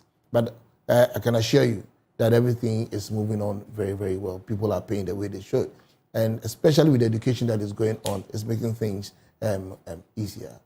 People are complaining about the economic situation, but then the thing is, you have consumed the water already. People are even complaining of the fact that they do not get regular flow. But at least with the little that you have consumed, that is what we have billed you for, and we need money for it, so that at least we can invest back into the system and then serve you very well. So everything is moving on and quite okay. Moving on smoothly. Do you have any timelines? You say you're going to recoup every last pesewa of the 800 million. Everything. And of course, even while this drive is going on, more debt is being added on. Yeah. So I hope it's really. What are your timelines? Feasible. What is the plan? Within which period are you hoping to recoup? We will continue till we collect our monies. We will continue, and we are just adding some human face to it. But at a point, if we realize that people are just being recalcitrant, then we may have to be a bit ruthless by prosecuting people in the law courts, and they know when us retrieve our monies, and whatever means we have to use in retrieving our monies, we will. And I want to let our consumers know that if you do not pay your bills before we come to you, we will disconnect you, and you may have to pay everything in full, before including a reconnection fee before you are reconnected. And so I'll urge everybody, if you're owing the GWCL, please do well, go pay your bills, and then let's live in harmony, let's work together. We want to serve you more than we are doing currently. So we need the little bills that we have sent to you, the little revenue to enable us improve on our services. So we expect everybody to do that. Let's talk about the punitive measures. For those who simply fail to comply, over time, who may not show enough commitment. Apart from what you've mentioned, are there any other measures that you use? Are there any other ways? For example, are there any people or entities that you have to cause their arrest at some point in time. Give us the detail of Yes, those who are involved in some more practices, we call for their arrest as well. Because you can't be owing us and be stealing us. Like bypasses and illegal connections and all that. Because you can't be stealing our water.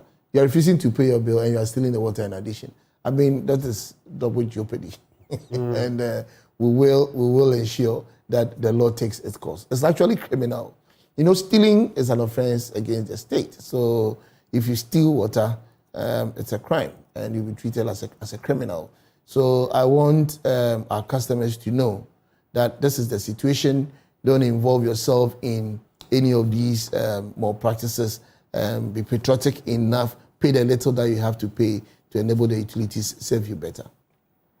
And we do know, I mean, I remember the electricity situation where one entity, because it's a commercial entity, I don't want to mention its name, but they have set up an entire, facility just to bypass the system and enjoy electricity for free. And they were charging huge sums of money. I saw.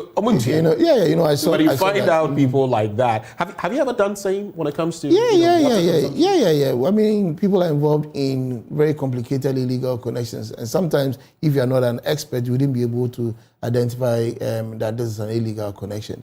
But thanks to God, we train our people very well, so they are able to identify them, and then we cause the arrest.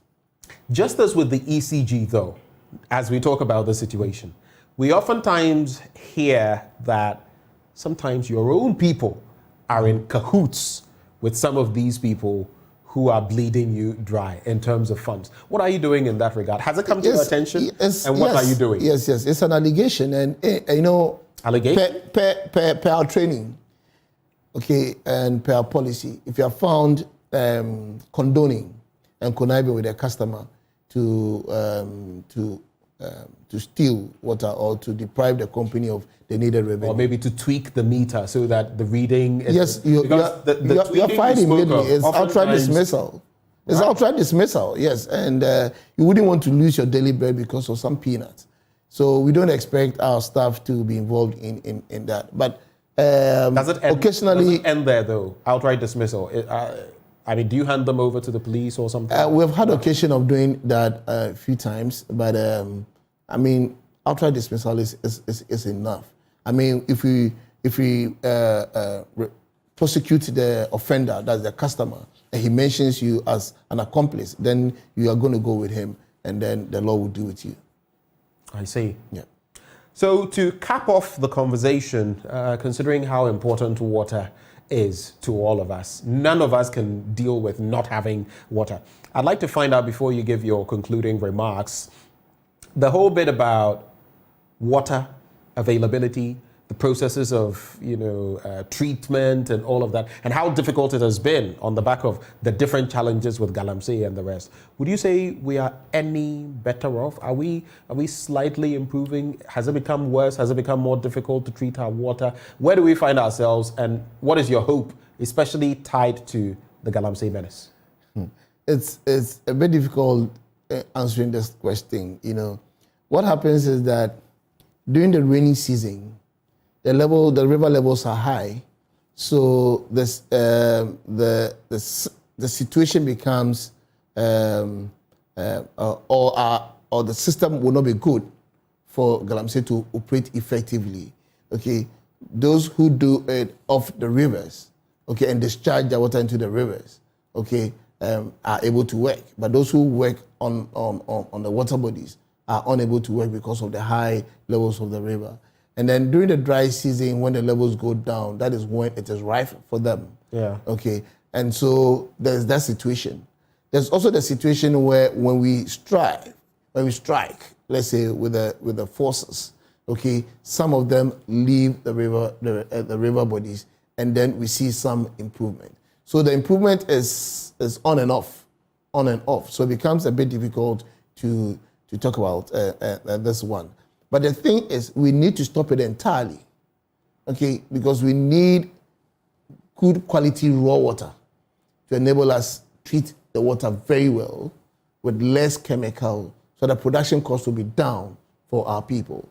The more turbid the water is, the more expensive the production becomes.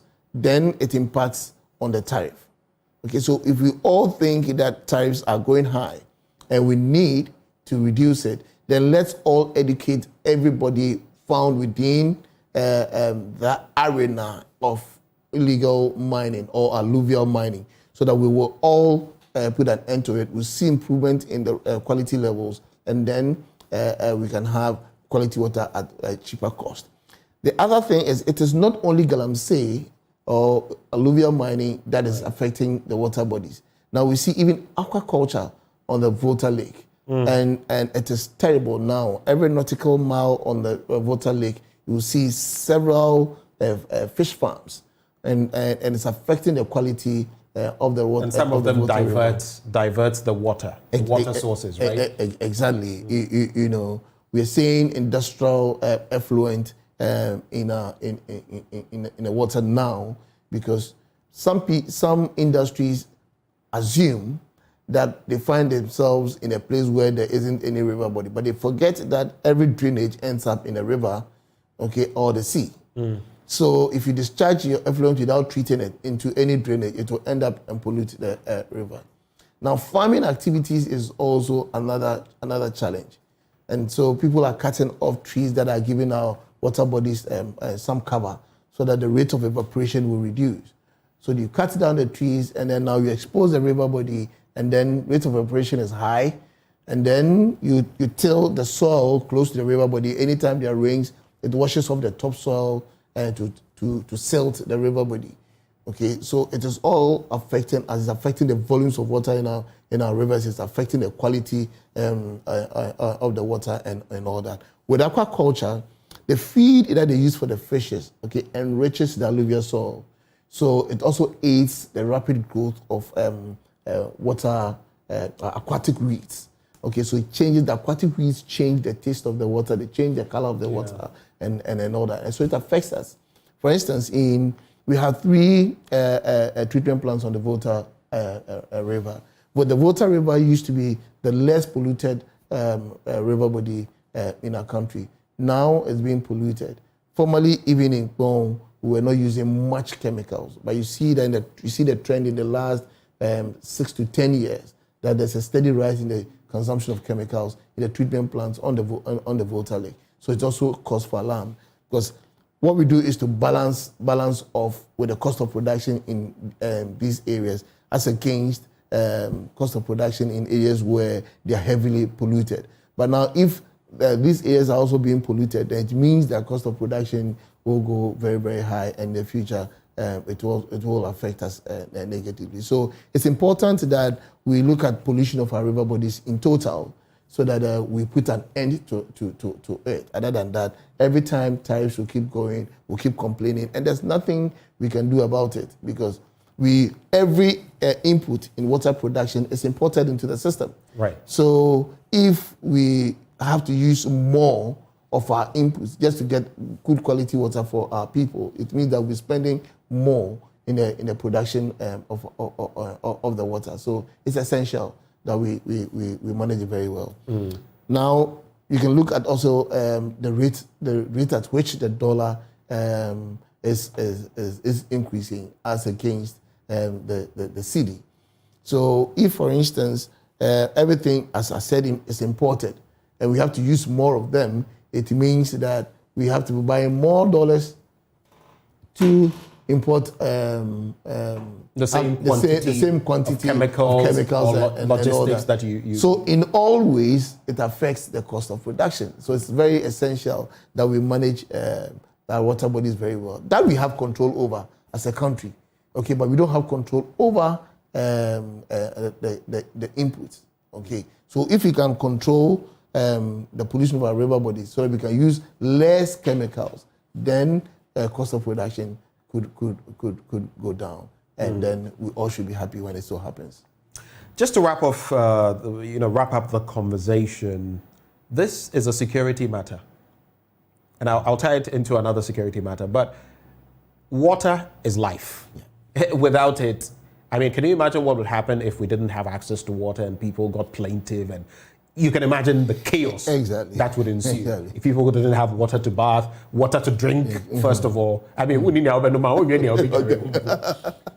So that is a security-related matter. I just want to wrap the conversation picking your thoughts on the second matter we're going to be discussing after you're gone. Also security-related. You've seen the footage, I'm sure, from what happened in Axim recently, the police officers who assaulted by alleged gallants. Yes. That was bad. Then we saw another one where some police officers who supposedly were dealing with some drug dealers were beaten to a pulp, one with a pestle, like the one you used to pound fufu and the others. It was terrible. It was gory. I couldn't watch it twice. Then we've seen the latest one in, let me just get the name of the place right, because I don't want to, that is Wano Akotoso, where over a grass cutter, a rat, there was an issue, a police officer, at least one of those tied to their group, was apprehended, was being strangled and all of that. What do you, I mean, in the past, like I interacted with Suleiman Abrahima this morning, he said it would happen, but the frequency of it that we are seeing now is troublesome. I just want you to deliver your concluding comments, but rope in what you see as far as security is concerned in that regard. When it comes to water security, I think that it's essential that we manage the pollution of our river bodies very well. There has been research that has said that if the rate of the pollution of our river bodies is to continue the way it is now, it will get to a point where our river bodies will go extinct, and we may have to import water into the system before we can get water to consume. And are we on that trajectory already? Yes, because apart from that, there's also climate change. Okay, so now we are unable to predict when there will be rains and when there wouldn't be rains. Last year and this year, most of our treatment plants that have never shut down had to shut down because the rivers dried up. And some of them, turbidity was so high that we had to shut it down. So we experienced that in Dabuase last year. This year we have experienced it. For instance, in Birim, in Chebi, Osino, and all that, for the past 10, 15 years, every year we have had to shut down for 2-3 months. Okay. Wow. So if it has to continue like that, used not to be the case. Not at all. Okay. So then, with a discussion in security, it means that if you're unable to manage these things very well, if you're unable to secure our water bodies very well, then we could face that challenge. And if it so happens, I don't think posterity will be happy with that, because Ghana has been really endowed with river bodies. Looking at nations of Africa, nations surrounding us, we have really been endowed. God has been good to us by giving us what we have. But if you are unable to manage it very well, to the extent that they will go extinct, or to the extent that we can't even treat for consumption, then I think generations yet unborn will not be happy with this generation at all. And so I think we should really seriously work at it. We shouldn't take it for granted.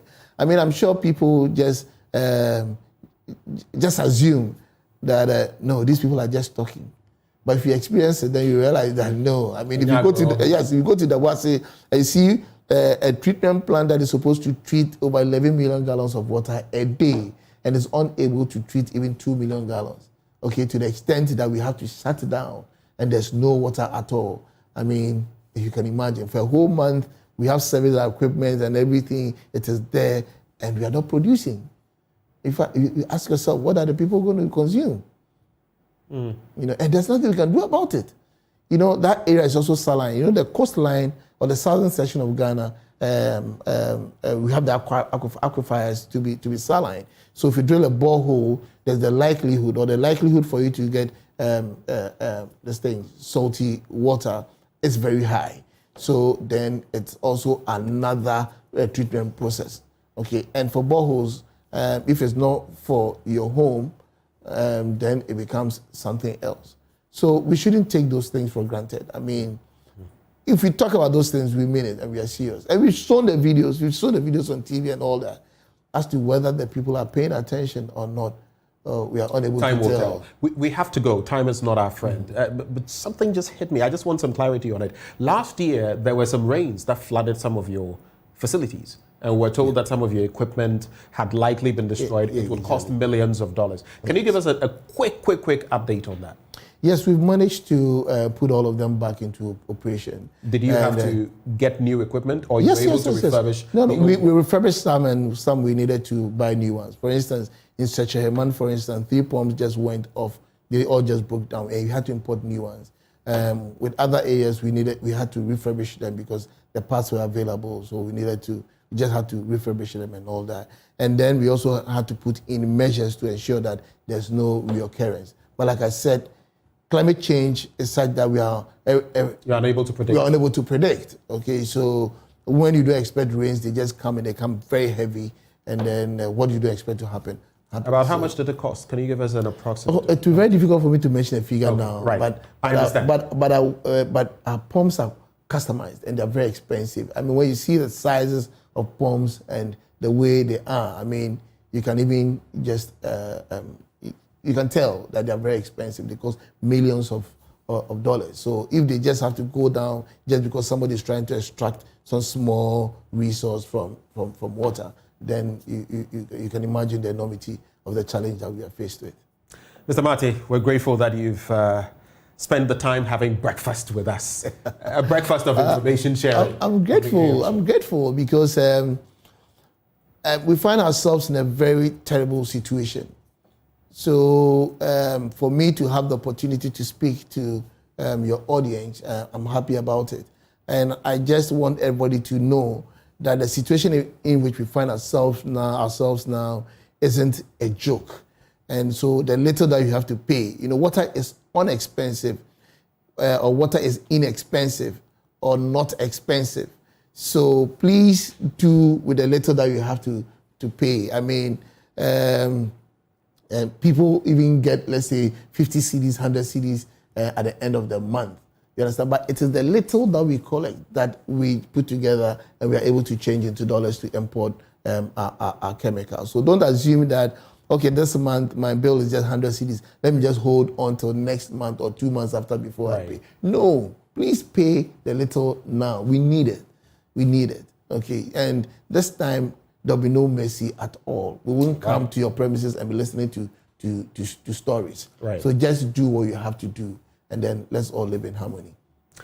Stanley Marty is communications manager with the Ghana Water Company Limited, and he joined us for a conversation. Right before we get into our next conversation focusing on security matters, since we've been talking about water, we know water is life, and Awake is premium purified water treated through a strict purification process to ensure that every bottle on the market refreshes you better. Now, they have the perfect sizes, 330 ml, 500 ml. 330 ml, you can put it in your children's kits as they go to school. If you're a heavy drinker, 750 ml, or if you're like me, you always want more, 1.5 liters, and you're good to go for the day. But if you're in your office or home and you want something bigger, they also have 19-liter jar bottles for your office or your home. So all you need to do now is stay awake with Awake purified drinking water wherever you go. So choose a bottle of Awake today. And do remember, for every bottle you purchase, an amount is donated to the National Cardiothoracic Center. That, for me, is heartwarming. They're ensuring that our brothers, our sisters who can't afford that treatment can get it at our health facilities. And it's another quality product by Casapreco Company Limited. For bulk purchases, just reach them on 0262 351 251. This advert is FDA approved. When we return, we're going to be talking about attacks on security operatives, the spate of violence, what exactly is happening, and how we can stem the tide of same. All of that up next on the AM Show. Do stay.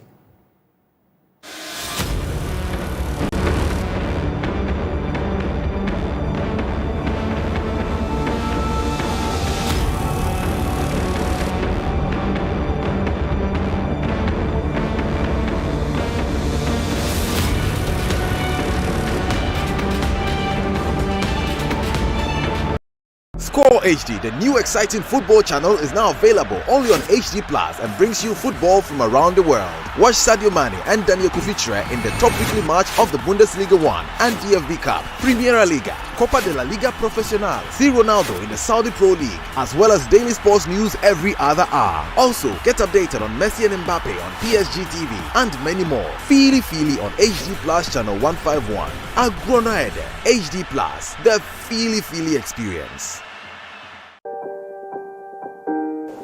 Are you sick? or you want to check your health status, then Chrisford Hospital and Diagnostic Center is the best choice for you. At Chrisford Hospital and Diagnostic Center, we have the best doctors who are specialists in MRI, laboratory services, inpatient care, specialist care, and emergency services. We have CT scan, X-ray, ultrasound, ENT, ophthalmology, and mammography. The gynecology, pediatrics, pharmacy, ambulance services, and not forgetting our morgue. We accept NHIS and any accredited private insurance. Call us on 050-6675-037. You can locate us at Dome near Parakou Estate, adjacent CFCC Church. Chrisford Hospital and Diagnostic Center. We care. Prophet Prempe Ministries, any Kumasi Council of Christian Churches, Tunsa, Edia Fre, a Christophonia GDF Nina say, Apostolic and Prophetic Invasion 2023, Basso Ewo Kumasi, Tumedi Asem, was God is able, Onyanku Pombe Tumia, Tumedi Ebe Koso, Epro, Bosumeda Tosu Dubako, a Benada, Ediko Sinida Tosu Edunuma, a Yamenda, na Ebenada Nedie, and Numre Enkwan Ubeshia, a Nunum, Nemo Wukwada, Nene Yawada, our Dibe Fiedano, a Anopanon Kuno, na Afi, and Numrenso Nunum, Baton Sadia Fre Obia, Radre Park, Ya Ewo Kumase, and Nikumasi Golden Tule, and also Lancaster Kumasi City Division, Tumedi na Ebe Koso Ewo, Onyanku Ponkro for Wasa Wongo, Ya Wade Asam Nobema Ewo Medina say, Eye also for Isud Anaba, Odifo Akwesia Jimai Prempe, and also for Dr. Douglas Okona Frempon, na Adun Tomonso, 1 year Ebebwa Ajiji Tate Bie, Eye Efe Grace, any Adum to Phobia Eka home, Eda Etosu Dunumwa Eye Memendano, a Dr. Phobia Apom Dini Shishemu Ediama Omanfo Nina, Yabari Nipani Nampom, Elkun Baby Ayare Biwo, Esan Senya Mesompa, any Apom Dini Ena Jaden so na Bibitre Wadrina Opesa Ufra, one in penny 4 and Casa 0257723474 and 0266488068 so Eye Kumase Apostolic and Prophetic Invasion 2023 Onyanku Pombe to me aye entifa how no dadwina tune so esan se original. We've had news file over the weekend, and an interesting part of the conversation focused. Oh no, we are out of range. Oh, don't worry, Daddy. I have Alexa in my bag. Alex, what? Alexa, open Multimedia Ghana and play Joy FM. Super Hits Radio, Joy 99.7. Listen to Joy FM, Hits FM,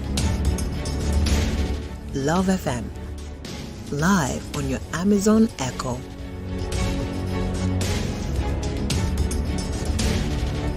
Listen to your favorite multimedia radio stations live on your Amazon Echo device by saying, Alexa, open Multimedia Ghana, play Joy FM or Hits FM or Love FM. Or catch up on your favorite podcast by saying, Alexa, play, and then the name of your favorite podcast from Multimedia Ghana. For a list of all podcasts available, say Alexa. Ask Multimedia Ghana to browse programs. And we are back like we never lost signal. Alexa, welcome to Multimedia.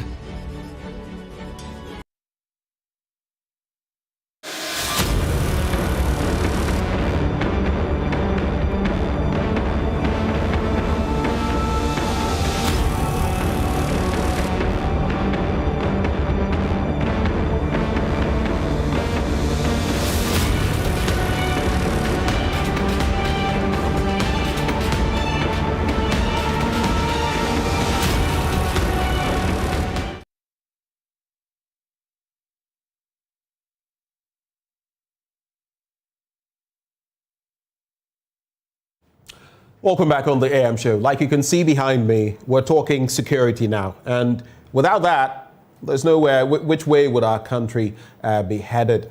So we're talking security on the back of the latest attacks on security operatives and all the different dynamics surrounding those issues. And we have a crack team joining us for that discussion. We'll be engaging Adib Sani, a security analyst. We'll also have Justin Poivra Terewaja, a legal practitioner as well. as Peter Lansheni Tobu, Member of Parliament for Wa West and a former Superintendent of Police, Superintendent retired Tobu. I just want to say a very good morning to all of you. Adib, Justin, Peter, for those of you who are aboard, good morning. Good morning, my brother. All right. So I'll start with you, Supo. On the back of the latest developments, you have been in the service, in the police service, and you've seen the recent spate of attacks. Interestingly, what we saw in Axim, what we've seen, I just forget the location, but with those other police officers in a drug-related matter who were assaulted, one beaten with a pestle and all of that. And then the latest one, which has to do with that officer who was nearly strangled in that latest video. What do you make of these developments? What does it mean to our security network? Thank you very much. Let me say good morning to our cherished listeners and viewers. Mm-hmm. I would appreciate it if you could speak up a little bit. I'm struggling to hear you. Thank you. Security, we say, is a shared responsibility. The collective nature. Can you hear me clear now? Can you hear me clear now? I can hear you. It's still a little, but you go ahead. I'll strain to hear. The collective nature of security requires deeper understanding by both the practitioners and those who are the beneficiaries of this practice. Police-public relations is a very important area for us to look at as a country if we want to enjoy security under our democratic dispensation. Because a strong police organization actually emboldens our democratic credentials. A weak police institution makes democracy a joke, because we're talking about respect for the rights of the citizens. We're talking about professionalism of the police officer. We're talking about meeting public expectations. What is happening of late? Probably it used to happen, but because of the power of social media, within a split second, whatever happened in the darkest corner of this country will become news and become public. That notwithstanding, it is happening.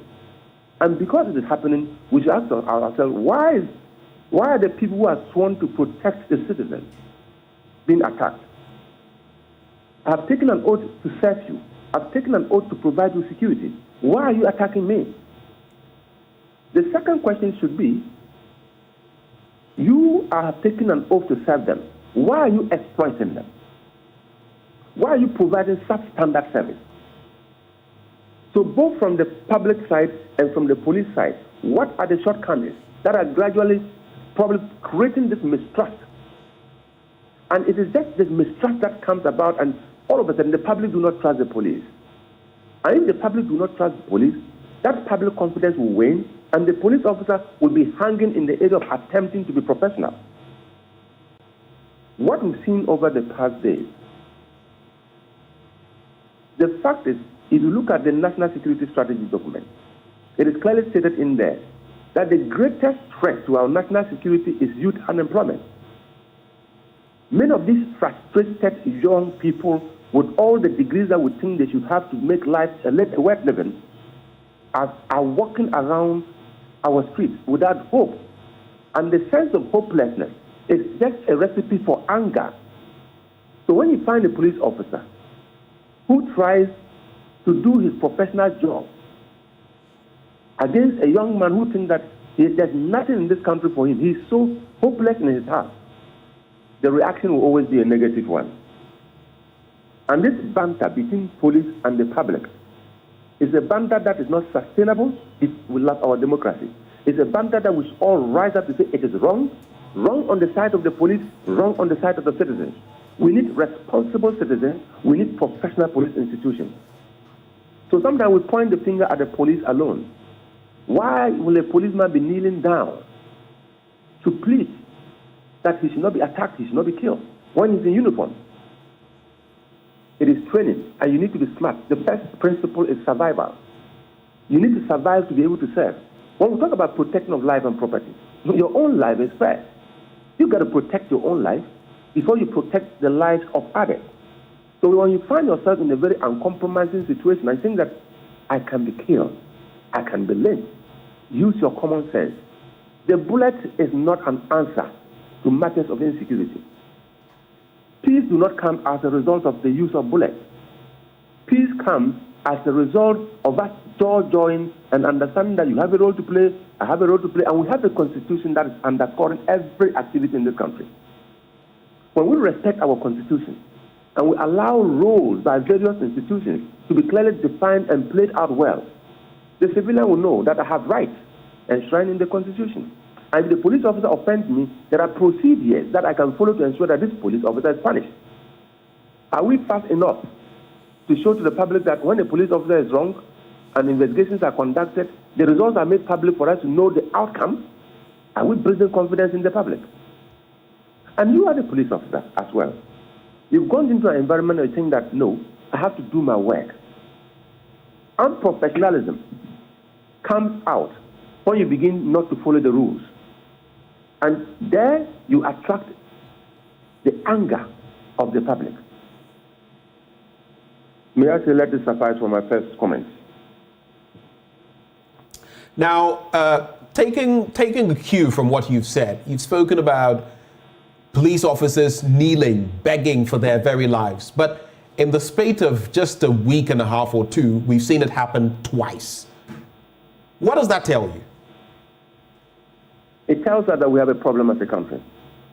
Either we have a very impatient population, we have a very frustrated, teeming youth, unemployed, angry at all times, ready to attack. It tells us that probably our national security color could be moving from green to yellow. It tells us, as a people, that we should begin to look at police-public relations. That as the police institution grows in numbers, heading towards 50,000, and as the citizens become more complicated and sophisticated, we need to think differently. The 1990 policing style cannot be used in 2023. And we need to invest heavily in police training. We need to invest heavily in police recruitment and positive vetting. And we need to get the best in there. You see, when we want to get the best security for this country, we need to put our best in there. And all of us, as a people, if we believe that security is paramount, and because without security we can't have development, let's all agree that what is wrong in the area of security recruitment is wrong. And let's stop it. And let's put our best brains, best limbs in the security sector, so that when you find them out there, as weak as you may look, as exposed as you may look, the sight of a police officer alone should give you hope, because we have some of our best hands in uniform. Until we get there, we have a collective responsibility to speak out and do what is right. And while that gets rather problematic, in the past, you would see a police officer and the thought of even attacking such a person would be taboo in your mind, not to talk of actually actuating that or, actualizing it, bringing it to bear. We're seeing it happen. In recent times, we've seen the military also engage in some things. Credibility-wise, not just within the police, but even extending it to the military, is something being lost? What is the trigger, do you think? Because you've said a number of things, but what do you think is the fundamental trigger that is causing this? Let me be honest with you. If we do politics with security, we get what we are getting. This build-up of unprofessionalism, build-up of the emboldening of the citizens to be attacking police, didn't just happen. I remember somewhere in 1996, 98, when the late Peter Nanfuri was the Inspector General of Police. May he so rest in peace. Two young men, Ninja and his brother, were killed in Abilikuma. You saw the police reaction. These young men were killed by civilians. And it all had to do with land-related matters. Do we have the full investigative report made public? What were the police officers doing there? Were they really there to serve? Why did they kill them? Would any killing ever be justified under our laws? No. But how were they emboldened to do such a dastardly act? Did we take it as a measure to investigate and use it as just the tip of the iceberg to find out how can we prevent this? People attacking police stations, attacking men and women in uniform, when in fact they had sworn an oath to serve them. The question is, are you really serving when you find yourself in that uniform? On the other side, are your expectations being met by the people who are in uniform to give you the security and protection? Are they exploiting you? Are they becoming unprofessional? Are they abusing their authority? Finally, they become the enemy and not the friend. Because when you go to every police station, it is written there, every caller is a potential ally. So if every caller is a potential ally, the duty of a police officer is to respect the rights of every citizen. The police do not have the right to punish. And that is why in the criminal justice system, the police activate the criminal justice system. And the courts pick it up. If the court pick it up and you are finally convicted, you serve in prison. But the policeman do not have the right to punish. The police only uses force and say minimum force when it is required. And that force must be proportional to the level of resistance. Any force that is unproportional, killing a fly with a sledgehammer, you are going to attract public uproar. And gradually people will begin to think that you are abusing your power and punishing the very people you have been sworn to serve. That becomes antagonistic. And that relationship is not the relationship we want between the police and the public. So this is actually the cat and mouse issue. I'm looking at when NCC will open its game so that we will have responsible citizens, citizens that are conscious of their own rights, citizens that know what to do if their rights are being violated. And we have professional police officers who take an oath to say, I want to serve Mother Ghana, even at the peril of my life. To wrap up the conversation, just to share your final thoughts, I know you're also concerned about what is happening in the Boku area. You can make that one of your final comments. But what do we do in this particular situation as far as our security operatives are concerned? What do we do from the end of the Ghana Police Service? What do we do from the end of the civilian population? How can the NCCE, for example, step in education-wise? And then maybe, since you still fall in that catchment area, you can share with me what maybe you think are the ways forward in the Boku situation. Thank you very much. As a member of parliament representing the people of Wawes, I talk about the people. What should I do to have very responsible citizens in Wawes? My role as a member of parliament is to let them appreciate the fact that anytime you see somebody in uniform, that person is not an enemy. That person is out there to provide you security and protect you. So if you see the person in uniform behaving otherwise, I've said that it is not the uniform that makes the officer. The uniform is symbolic of authority, but it is the training that makes the officer. So, and by virtue of your training, your actions will show professionalism. If your actions are not showing professionalism, let the citizen know the right steps to take. It is not about molesting the police officer or lynching the police officer. I also want to say that the Ghana Police Service should at least begin to look at their deployment plan. They should review deployment concepts. I want to introduce what we call the buddy system. The what system? Buddy system. Buddy? Yes. As in B-U-D-D-Y? Yes. Okay. The buddy system says, do not deploy a single police officer anywhere. At least there should be two.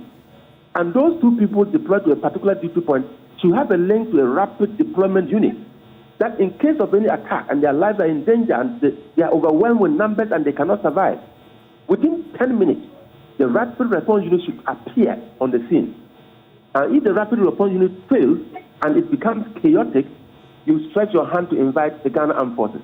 That is the last phase of the strata. So if we review our deployment plan and ensure that police officers on duty know they have a backup, and that backup is just 10 minutes away, and the civilians know if you touch this man standing here, you are touching the whole of the Ghana Police Service, and in 10 minutes they will descend on you.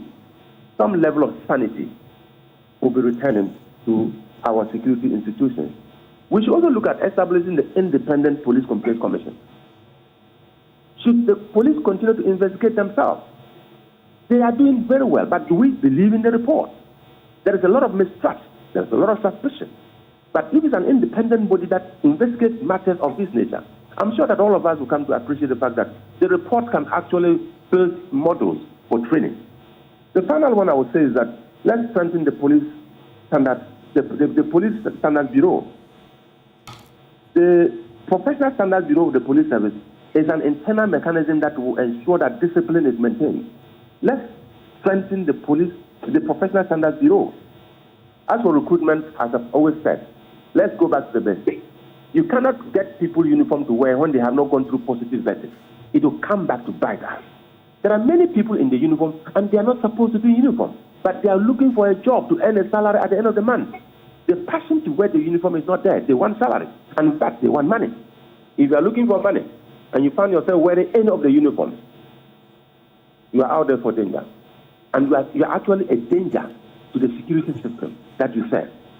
And that is not the right thing to do. We should be bold as a country. If the young people are not getting jobs, let's be innovative to create jobs. But if we think that the dumping ground is men and women, is a place for men and women in uniform, we will dump dangerous materials. And when they get the uniform and come out, they will come back to bite us. Super. We're grateful that you've taken the time to join this conversation. I just thought of this. Let me just make a single statement about Boko and we'll make progress. Go ahead. Great. Boko has become chronic, unfortunately. And over 10 years, I have repeated this statement. Send 10,000 soldiers to Boko, 10,000 police officers to Boko. That is not a panacea. That cannot be a solution. We can be doubling up the numbers. The police and soldiers are in Boko to provide an enabling environment for a solution to be found. So if we fail as a country to find a solution, don't blame the soldiers and don't blame the police. Their presence there is to create a kind of buffer for sanity to return periodically so that we, the country, leadership of this country, will dig deeper to find a lasting solution to the Boko crisis. It is embarrassing to the image of this country, and I think that it's embarrassing to the people of Boko themselves. And as a Northerner, as I speak to you, sometimes I feel embarrassed, as if we can't resolve that problem. There is no problem that cannot be resolved. We've gone around this world in very petty conflict situations. Today, they are back to normal. The countries are picking up. What is it that in Boko that we cannot be frank? If truth stands and justice prevails, the Boko conflict will become a thing of the past. Let's not rely on soldiers and police to provide us a solution. The solutions do not lie within their confines. It lies within politics and civil society. The police and soldiers will provide us that space. Let's take advantage of the space that is provided and find a lasting solution. But I'm putting something together to address to the president. We need to bring the Speaker of Parliament involved in this matter. I think that he has the credibility, he has the neutrality or the impartiality, he has the experience to be able to look at his own brothers in the face and say, let's sit down and look at what we can do. This is long too much. From 1958, we have never stopped fighting. When will it end? It must end, and it must end now. Super. We're grateful for your time. Thank you for joining us for this conversation. And that is Superintendent Lanshene Tobu, Member of Parliament for Wa West. He has been with the police service.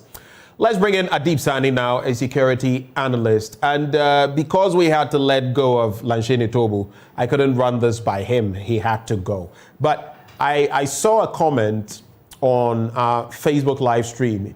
He is saying civilians should use the security procedure, but here is the case where when you take your issues through the right channels, nothing is done. I want you to look at all of these occurrences. We've had cause to deliberate with you on some of them. Now this has happened. What is the trigger? Do you agree with Lanshene Tobu? And how do you react to those who say that when you go through the right channels in dealing with your issues, the police does nothing about it, and so now the result is to these other extreme measures? Adib. Well, I think it is a plethora of issues that comes together to form a cocktail that we are seeing blow out in our face. It is safe to say that there appears to be a breakdown in trust, confidence, and communication between civilians on one hand and the police. And that, I must say, is disturbing. However, one of the reasons we've gotten to where we are today is the lack of confidence in the justice system. Because in the past, there's been a number of cases in which police have allegedly misconducted themselves.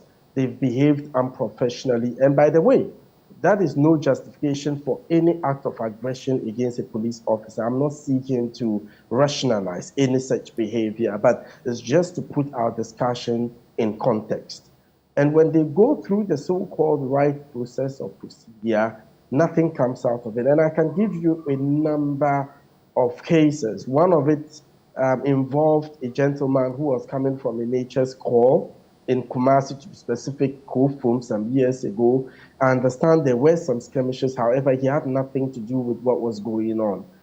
He was allegedly beaten by the police. He died.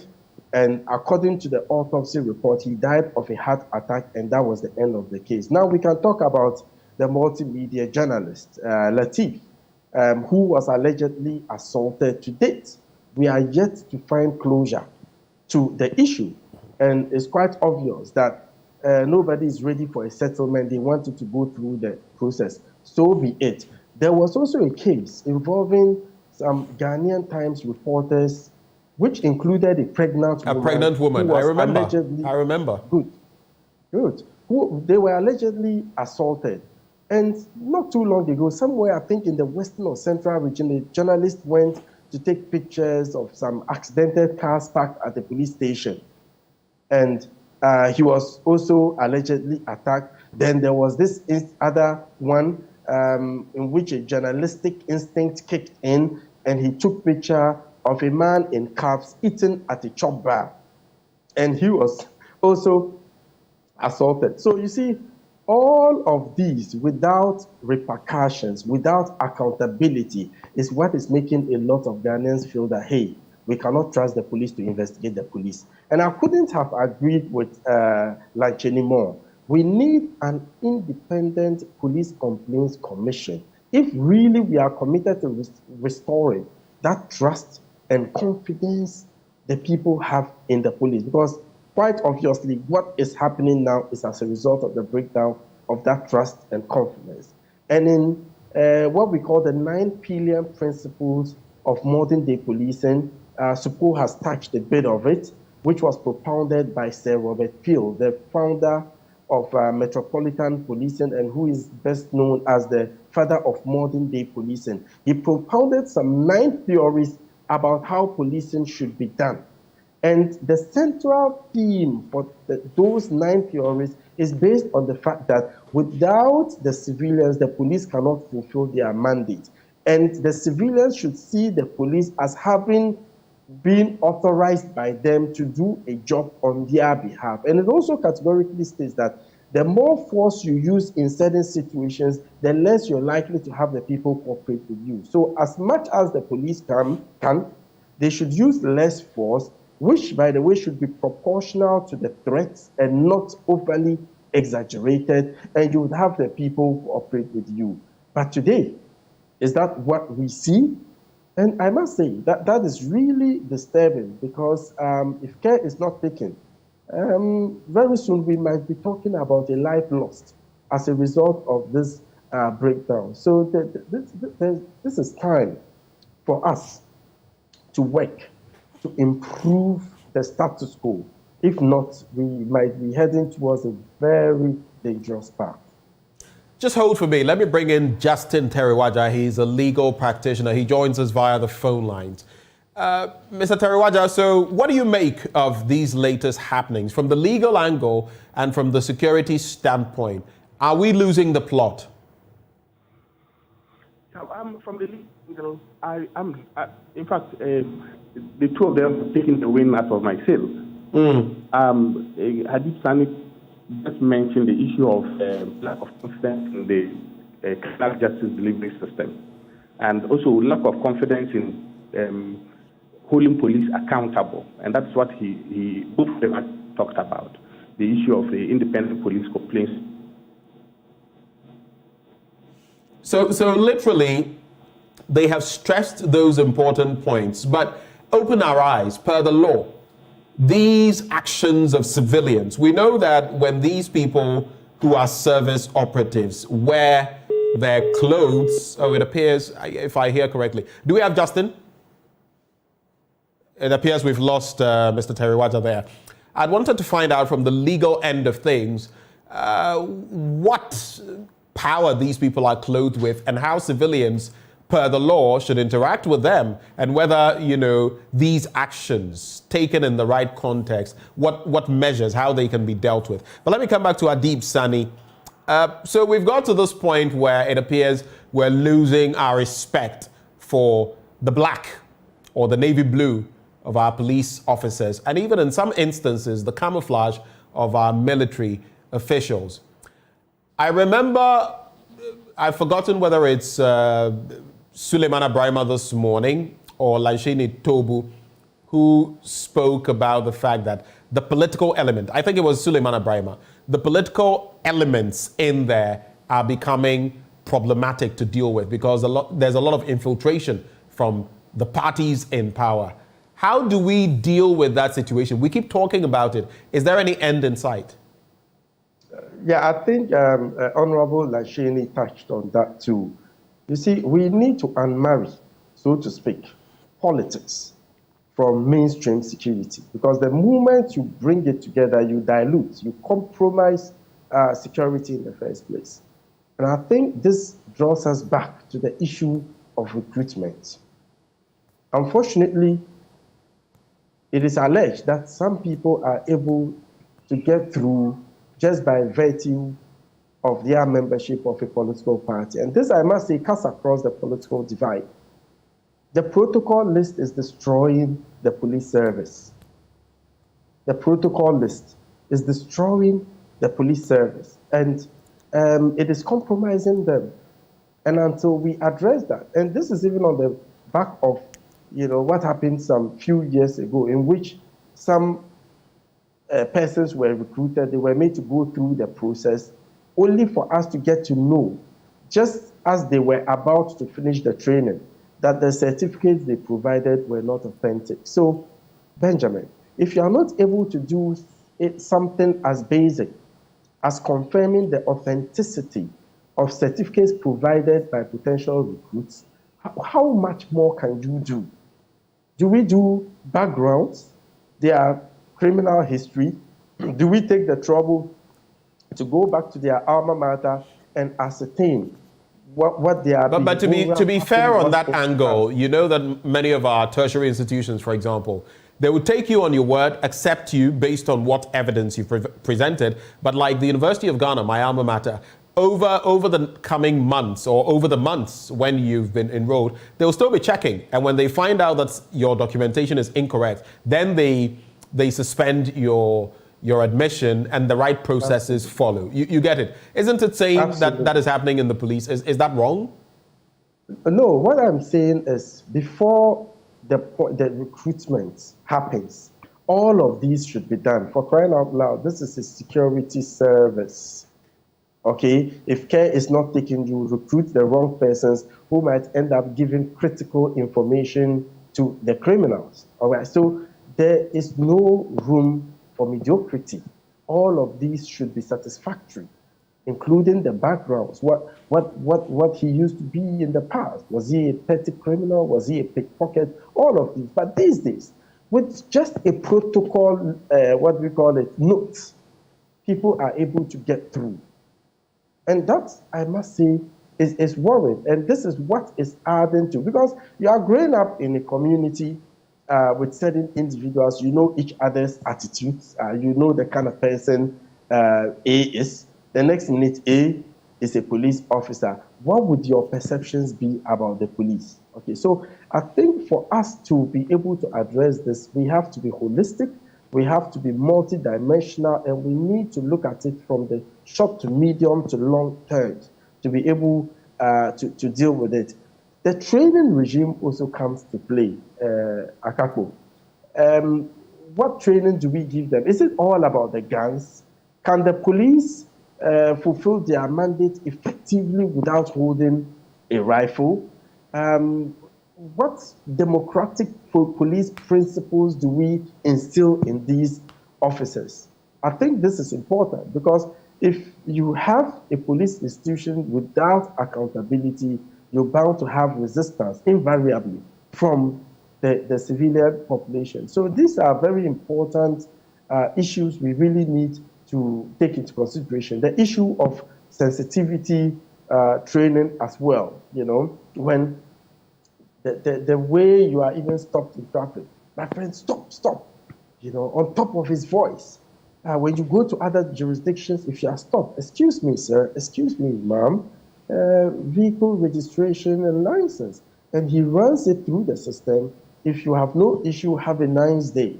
But in Ghana, even if you ask questions, it becomes a problem because you think you know too much. And sometimes you are hauled to the police station and they ensure that they waste the whole day. I'm not opining that all officers are like that. We have refined, very committed, selfless, patriotic officers who want to do their work, okay? But they find themselves within a certain body that is not encouraging enough to get them to do their work. As a result, you have cases of good officers go bad because they found themselves within that bad group. And that is also a major cause for concern. Hold for me, Adib. Let me bring in Mr. Terry Waja. The connection unfortunately failed earlier. Our apologies for that. I was posing the question about the legal dimensions of the power that these security operatives are clothed with and how civilians, per the law, should engage them. I just want you to educate all of us so that people know in dealing with security operatives, this is what we should do. And what should the security operatives also do in dealing with civilians? Okay, thank you. It's pretty much a straightforward matter. The police are empowered by law to stop people, arrest, search, and prosecute if they get evidence that the person or persons have committed any crime. And so there's the need for the public to cooperate with them. In fact, the resistant arrest in itself is even a crime, assuming that you are innocent. You are squeaky clean and you believe you have done nothing. Even if the police stop you and they arrest you and you believe you are innocent, you still have to comply. So resisting to the point of trying to seize the weapon of a police officer, it's something to the limit. It's just unacceptable. And to that extent, if a policeman ends up hurting you, you have caused it, because then you are resisting arrest in actual fact. And what I saw there, that the policeman was virtually so many people setting upon him and almost to the point of strangling him, is just unacceptable. And I think it is a matter that borders on ignorance of those people, because this was a situation where they were being filmed on camera, and yet they persisted in doing what they were doing with careless abandon. And when I saw videos like that, I was like, no, these people are clearly ignorant as to where their rights begin and end.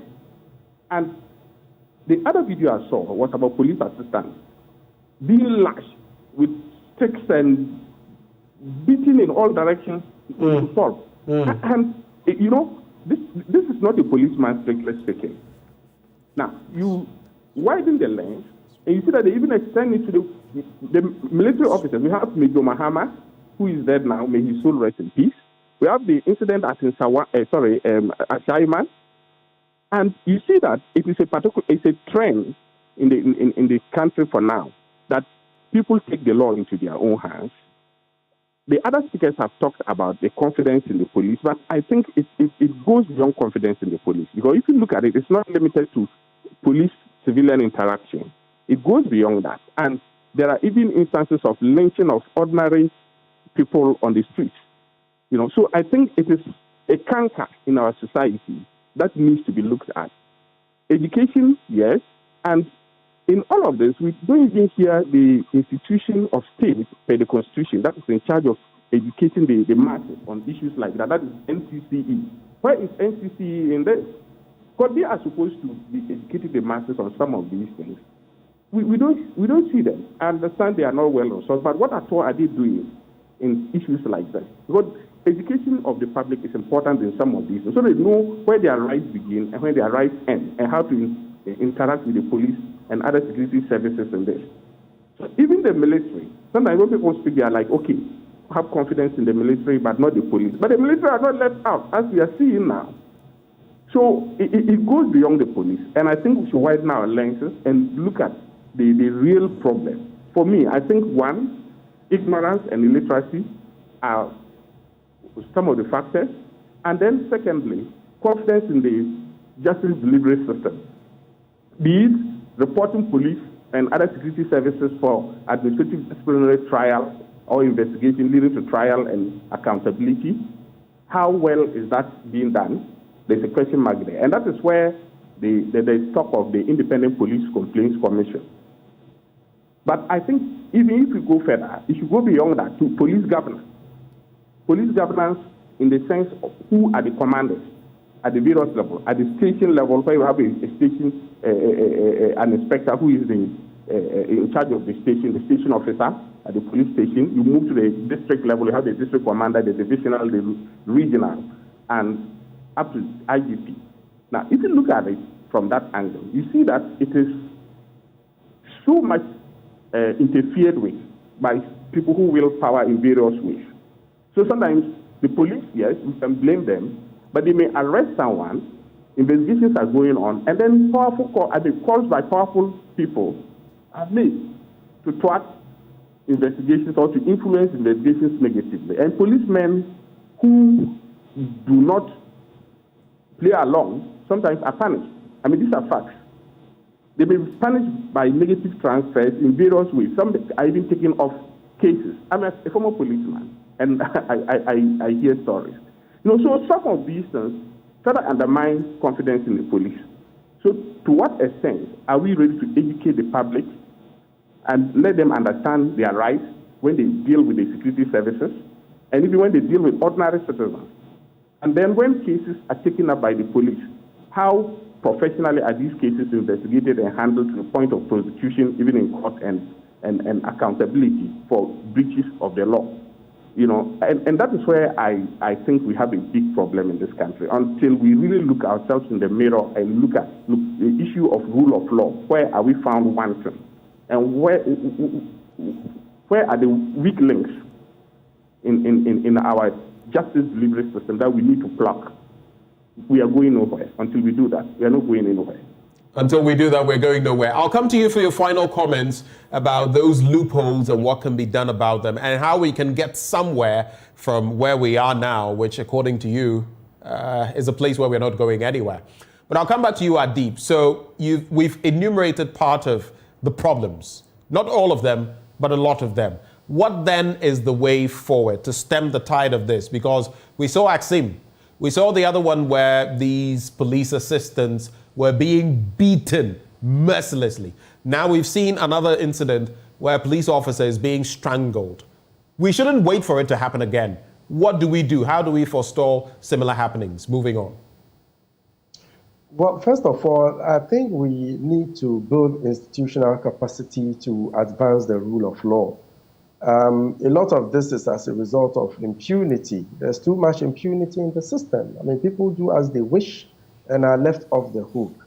But if we have the right institutions who have the capacity and the capability to advance the rule of law, I think that helps. And that should work hand in hand with the education bit of it, for people to understand the nuances. But if people understand and test the systems, and the systems don't work, then you're back to square zero. So I think this should work hand in hand. The training regime is also extremely important. We keep talking about democratic policing. To what extent is our policing democratic? And the one surest way to achieve that is through the training regime, sensitivity training, how to relate with the communities, and that should tie into community outreach. I mean, sometimes you see police officers patrolling in their pickup trucks. They are near you, yet they are far away from you.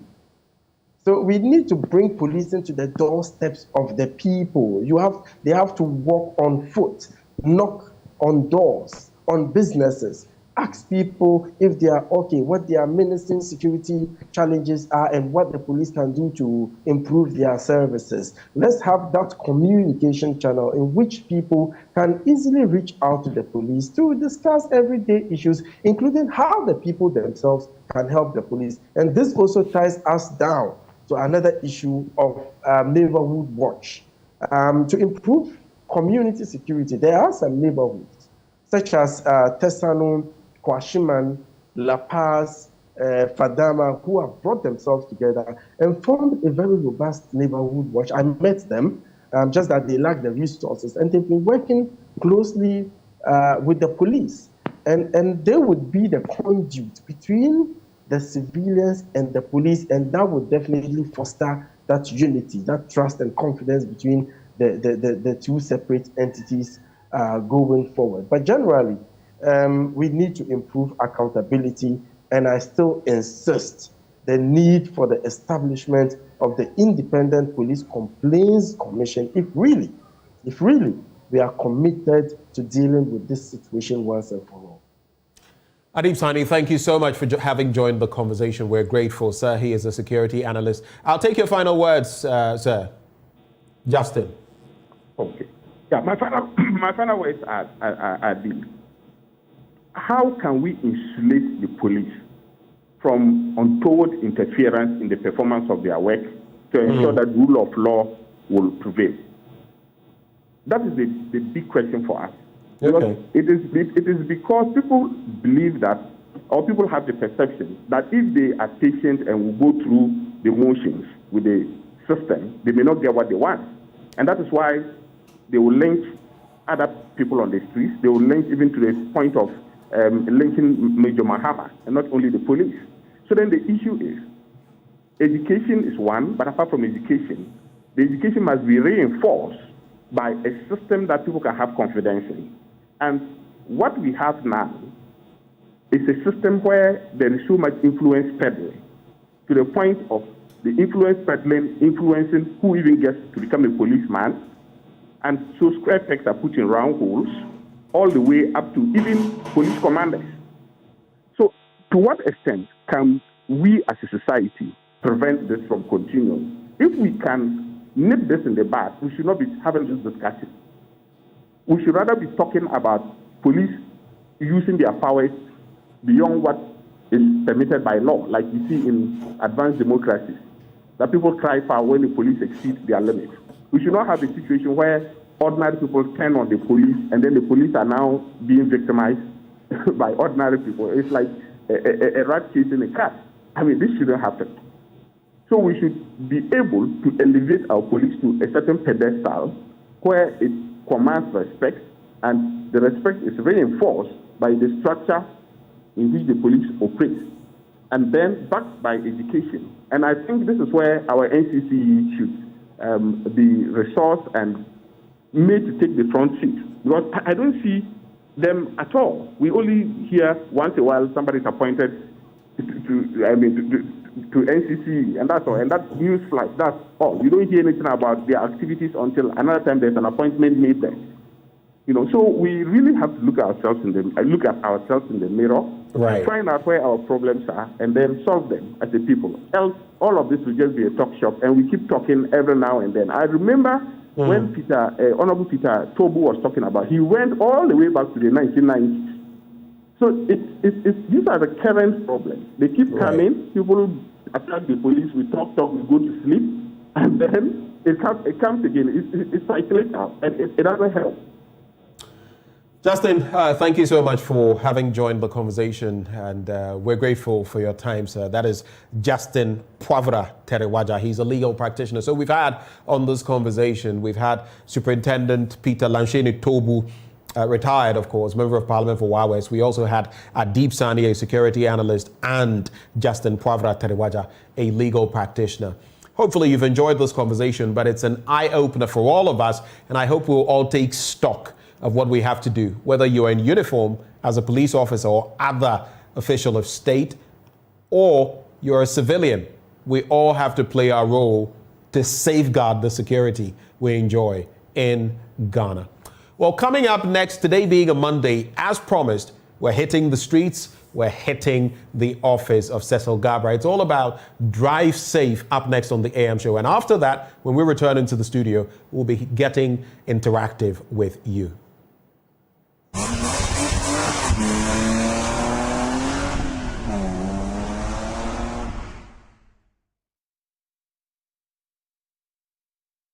It's another beautiful opportunity, and this is Drive Safe. My name is Benjamin Akakpo. I am back at Top Tech Transport and Logistics, and this is where you really need to come if you want to know how to drive properly and do the right thing on the road and save your life as well as that of other motorists. Thank you for joining us. Now today, we're going to be talking about night driving, yes, but with a different dynamic.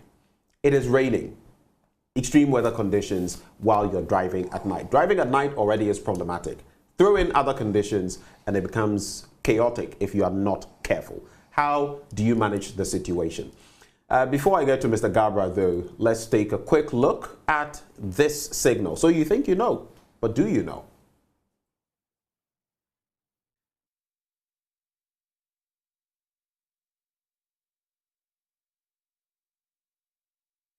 So you've seen that signal and you've seen the different answers. Which answer do you think it is? Curious, huh? So we'll find out at the end of this segment. But let me say hello to Mr. Cecil Gabra. Thank you once more for joining us.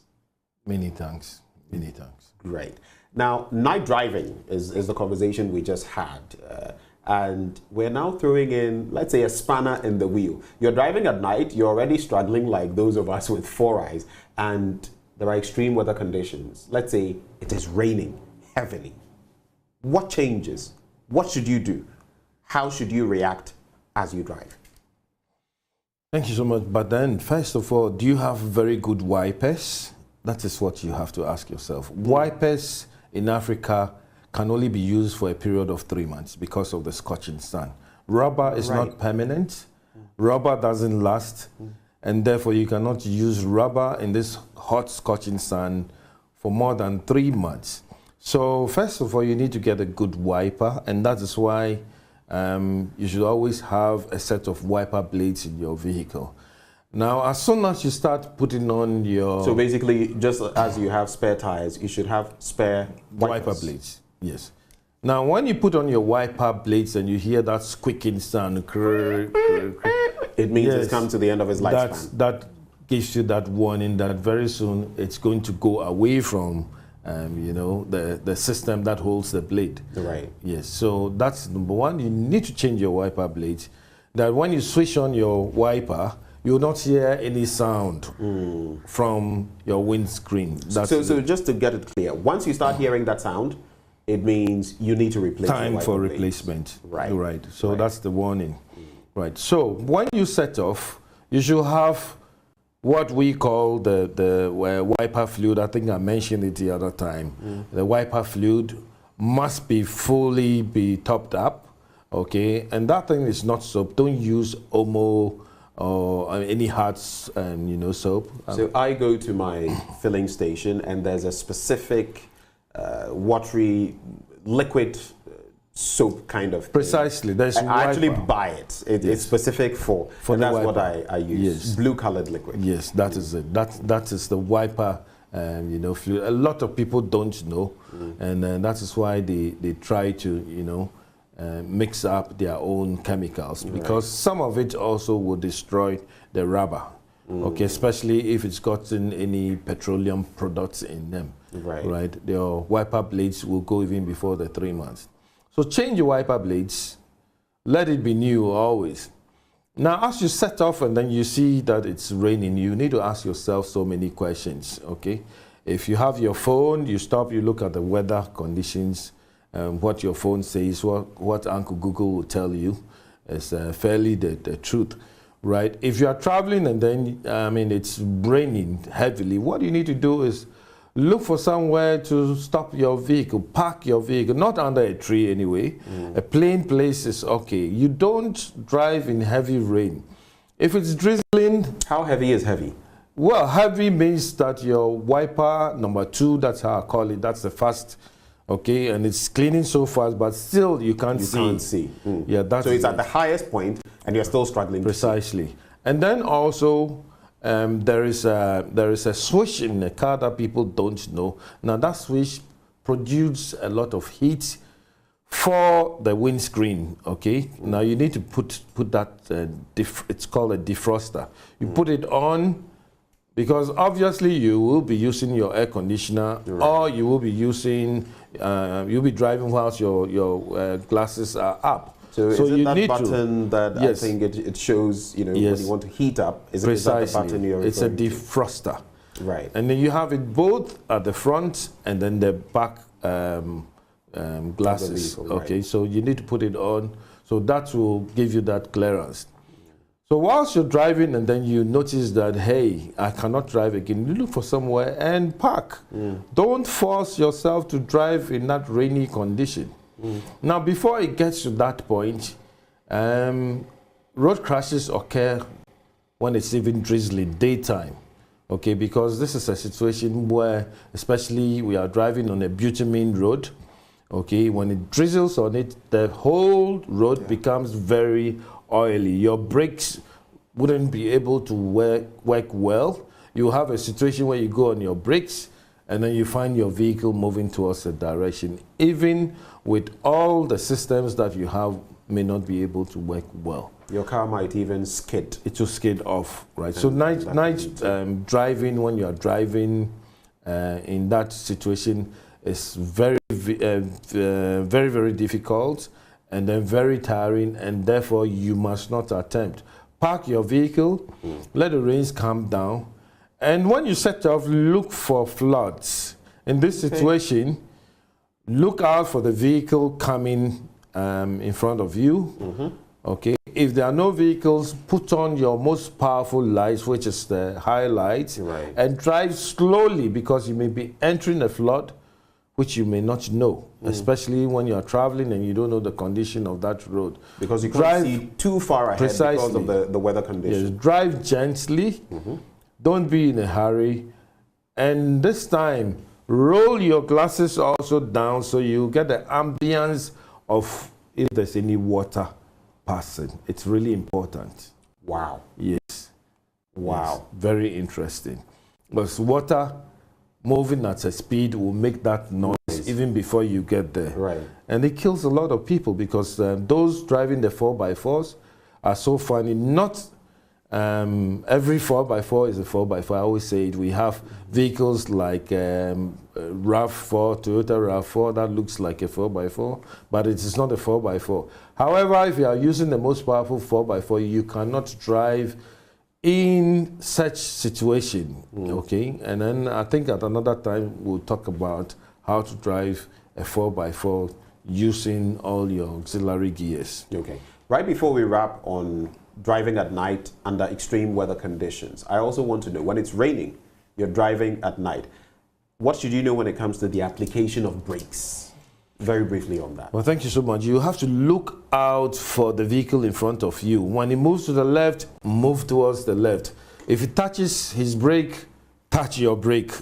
That is it. The person in front of you should be your guide. Yes, the person in front of you must always be your guide, because he will not go on his brake if there's no emergency. If he taps on your brake, on his brake, tap on your brake and wait for the next thing that you do. It's so interesting. Don't think that a person in front of you is not driving well. He is a good driver and he is guiding you. So if you are the fourth car, you see all the cars in front of you doing the same thing, tapping on brakes, moving to the left, moving to the right, and sometimes abrupt stop. Speed limit must not exceed 60 kilometers per hour at night. Thank you very much, Mr. Gabra, for walking us through this. Today, we've taken a look at driving at night under extreme or certain weather conditions, specifically rainy conditions. 60 kilometers per hour. Look out for the vehicles ahead of you in terms of how they are braking and all of that. Just follow suit. Don't be in too much of a hurry to get to your destination. Better get to your destination alive than not get there and be dead. That's how we wrap up on a Drive Safe for another segment. Like I always say, drive safe and stay alive. But so you think you know. Here's the answer to today's quiz question.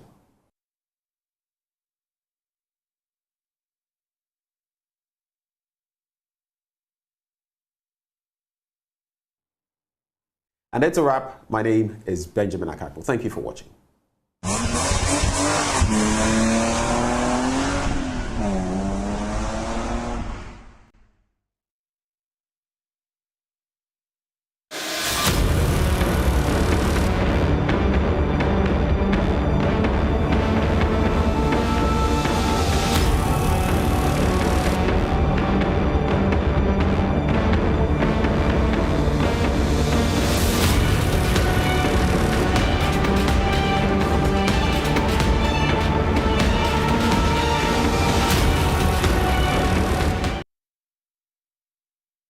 Parliamentary Subcommittee on Health all have worked so hard and remain focused and dedicated in ensuring that the use of this important technology is now part of the health delivery architecture of our country.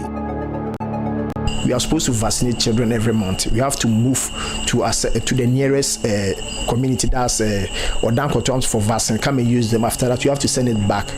But for the drones, you just type it, papa, John to chips, we need this. Within the next 30 minutes, the drone will be here. It forces you pick everything, no breakages, everything is there, and it is very convenient.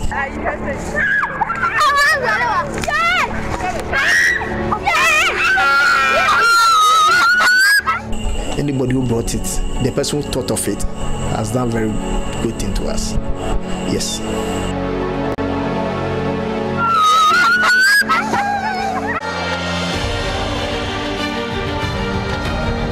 This year, the NDC and the MPP elect their flag bearers and parliamentary candidates for the crucial 2024 general elections. Your election headquarters is rolling up its sleeves to bring you the most comprehensive coverage. We will be your eyes and ears on the ground, bringing you the breaking news. I'm not here for future, I'm here for now. The NPP will do times 10 what we did in 2020. From constituencies, regions, and across the length and breadth of the country till the delegates decide. On Joy 99.7 FM, JoyNews, myjoyonline.com, and across all our social media platforms. Your election headquarters. Don't miss a thing.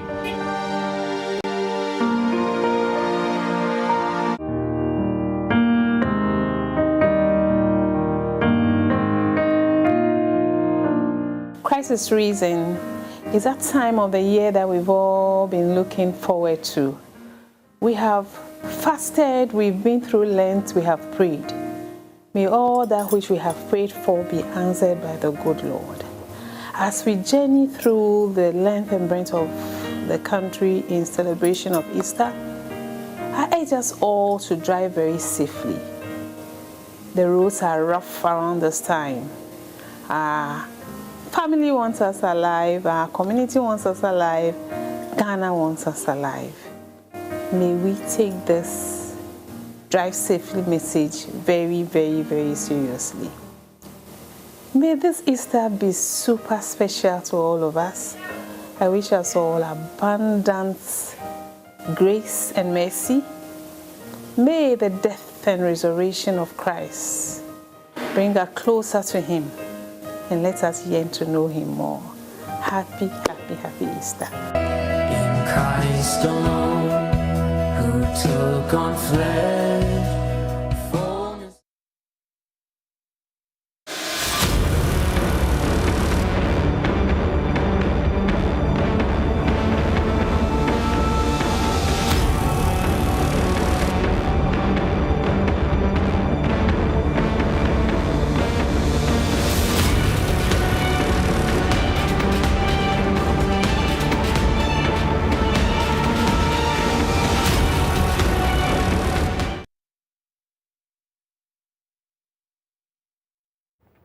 Welcome back on the AM show. Before we take your calls, and let me just let you know that the number to call is 0302 211 691. 0302 211 691. Have you heard of cues and lyrics? Yes. If you haven't, then you're missing out. It is the latest trend when it comes to entertainment. We're reimagining entertainment with cues and lyrics. And the stage is set, and we're ready to blast with Ghana's latest music reality show.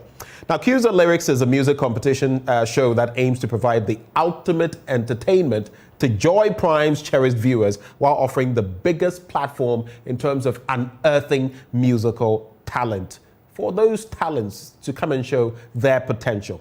So make an appointment on Joy Prime as we outdoor the contestants for the maiden edition of Cues and Lyrics on Sunday, April the 16th, coming Sunday at 8:30 p.m. It's going to be nothing short of exciting, thrilling, enthralling, fantabulous. So Cues and Lyrics, bring on the music. That's our tag. It's produced by Joy Prime, your ultimate experience, and powered by Hits FM. Now it is time to hear from you. I hear we have John from KJB. Is it John? Yeah, this is John. Okay, where are you calling from? I'm calling from KJG, not KJB. Right. Thank you for the correction. What are your thoughts for us this morning? Yes, I want to touch on the assault on the security personnel. Right, go ahead. It's becoming one of too many. They are attacking our security personnel too much. But the lynching of Captain Mahama is very fresh in my memory. Right. I don't know when I'll forget it. You see, it is about time they have to take action. No, the security people are there to protect lives and properties. And if they themselves are not there, they can't protect. So if somebody attacks you, why don't you defend yourself? Like the one that you were showing. If I were the one, the security, other security people holding the gun, I would have shot the other guy. Really? Yes, I will not excuse my words. Sure, because I will not. But you know, while they may be armed, there are regulations guiding their conduct, and they cannot just shoot people like that. So I should allow that regulation to entangle me for me to lose my life. I have to protect myself first before I can protect you. Right. I have to protect myself before I can protect you. Without me protecting myself, I can't protect you. So the best thing is, if that thing is becoming unbecoming, they have to. The government have to step in and give the regulation that if they attack you, defend yourself. Like what happened at what do you call it, Asiama. The military people, they were right. If it were me, if I'm the head over there, first we will go there. We will go there and make sure that discipline has been put in order so that they will stop lynching why? Why do you want to kill them? Why? Please, enough is enough. Right. Let us allow the people to do their work. Please. John, thank you for sharing your comments. That's his opinion, John, calling on that security-related matter. But what do you think? What is your thinking on this matter? You get to share your thoughts with us. We've activated the phone lines so you can share with us what you think. Call that number 0302-211-691. 0302-211-691. We have Martin, and this time, yes, we're going to the OT region. I missed out on KJB, but Martin is calling from the OT region, somewhere in the OT region, Jessica. A very good morning to you, Martin. Good morning, sir. What are your thoughts for us this morning? Yeah, I am Matthew from Jessica. Right, go ahead. In fact, the misbehavior of civilians towards the police personnel is too much. Right. See, it is time the police officers need to emancipate from what? That's a mental civil that don't shoot your civilians. They are there for us. The police are there to protect us. You see, the way the civilians are treating the police officers is not good at all. For me, I'm a teacher. I teach, and I need to protect by the policemen. The way these guys are treating the policemen, in fact, I'm not happy at all about it. Me, I'll not allow it to come to me 2 meters and I'll shoot you down. This serious. I'll shoot you down for 2 meters, and if you're coming to me by 2 meters, I'll shoot you down because I know you're kind of danger to attack me. Civilians should know that the police and the army are there for us and they are our friends. So I'm traveling out when that's back. Right. The best thing as what direction is either the police or the military. Right. I'm not asking any civilian to show me where to go and where not to go. I'm going to this area. Please help me. They will help me. Civilians might rob you, they might kidnap you, they might do it, but for the police and the military, they are just for us, they are our friends. So this guy, this arrogant guy, the arrogance is too much. It is too much. Right. They have to get escape from that kind of behavior. If not, if you're taking democracy at its high peak, in fact, things not going well. Thank you. Thank you for sharing your thoughts. Is not good at all. Right. Thank you for sharing your thoughts with us. I want us to make it snip so that if there are others on the line, we can pick their thoughts as well in the next 2 minutes or so and move on from there. But what do you think? We also had the water conversation with Stanley Mate. He is communications manager with the Ghana Water Company Limited, and they are embarking on that latest revenue mobilization drive. He laid his cards on the table this morning. So we can talk security, we can talk water, and water feeds into our security situation anyway. What is your take? We have a few more minutes to take your calls. 0302-211-691 is the number to call. 0302-211-691. We'll take our last caller now, John calling from Ketu South in the Volta region. John, welcome on the AM show. Yes, sorry, the name is Ben. Oh, Ben. All right. Yes. Go ahead. Okay, so I would just like to touch on the security level of the police force. You know, we have some deadly zones in Ghana that... Ben, I wish you could speak up a little for me. I'm struggling to hear you. What I'm saying is that... Please, can you hear me? I can hear you. Go ahead. What I'm saying is that the authorities, they have earmarked some dead zones in Ghana as a threat to the police force. Mm-hmm. Yes. So with that, what I am thinking they should do is that once they've been deployed there, they should have an AI system that would trigger to all the security agencies around, okay? So that in case of these things, it will trigger because you will see the person holding the police officer down. This should trigger, you know, for a security reinforcement, not necessarily pulling up a call because at that time, he will not be unable to make any call to reach out to any reinforcement. So there should be a system developed that would be an AI, artificial intelligence, so that it can trigger all the security agencies around for that kind of support so that they can remediate the situation.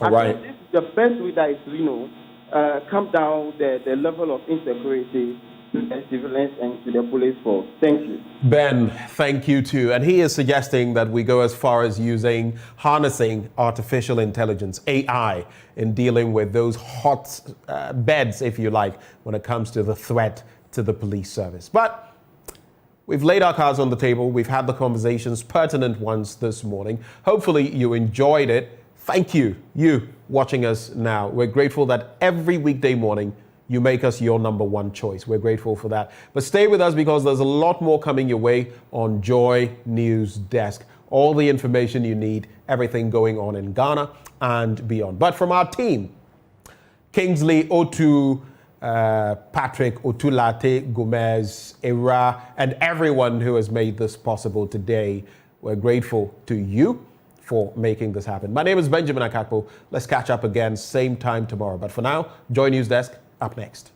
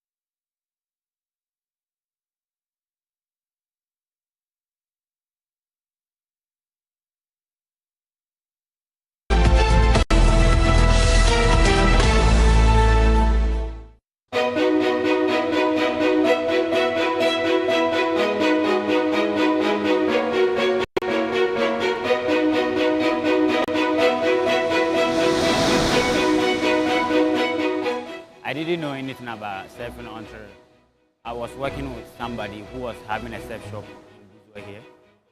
So then he decided to teach the other kids in the community. So then I decided like, okay, then I should learn. I shall soon use what to board. Yeah, cats back, floating now day. And Tianam Dodamana or a controller, Edmo board. I'm a tomb in your maxa, a boa, while your competition and baby dama. And I'm there when you are Sunday, except for now, the feeling of throwing the board and I control now. It's very happy. So I am a bampana, no more there, listening as the moon was I am a fed and pedamusia. But I'm outside. Nam of what man can if Ghana, I'm a good baby there myself for.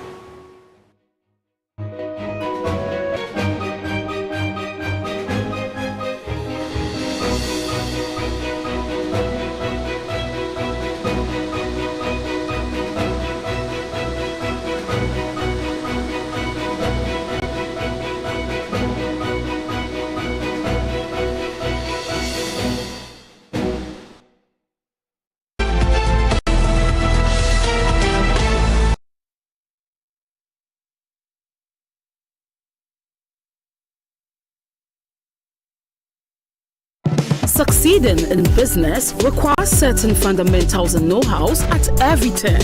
In light of this, Joy Business is going a notch higher to bring you closer to top business leaders all over the world, right on your social media platforms with Joy Business Social. It's an insightful and interactive live session on your mobile devices. Joy Business Social comes your way this and every Thursday at 6 p.m. exclusively live on the Joy Business and Joy 99.7 FM Facebook pages. Follow our live updates and engage with us on Twitter via the hashtag Joy Business Social. You can also engage with us on LinkedIn at Joy Business Ghana. All your questions relating to business and the guest of the day will be tackled live and direct. Joy Business, empowering, prospering together.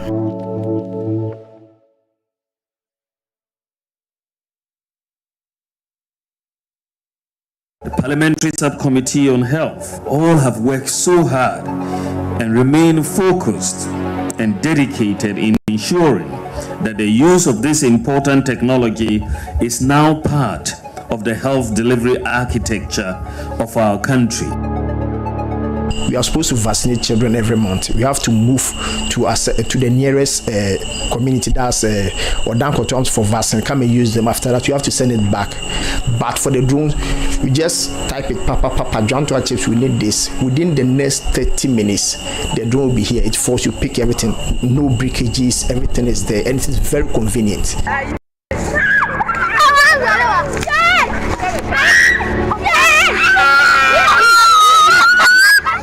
Anybody who brought it, the person who thought of it, has done very good thing to us. Yes.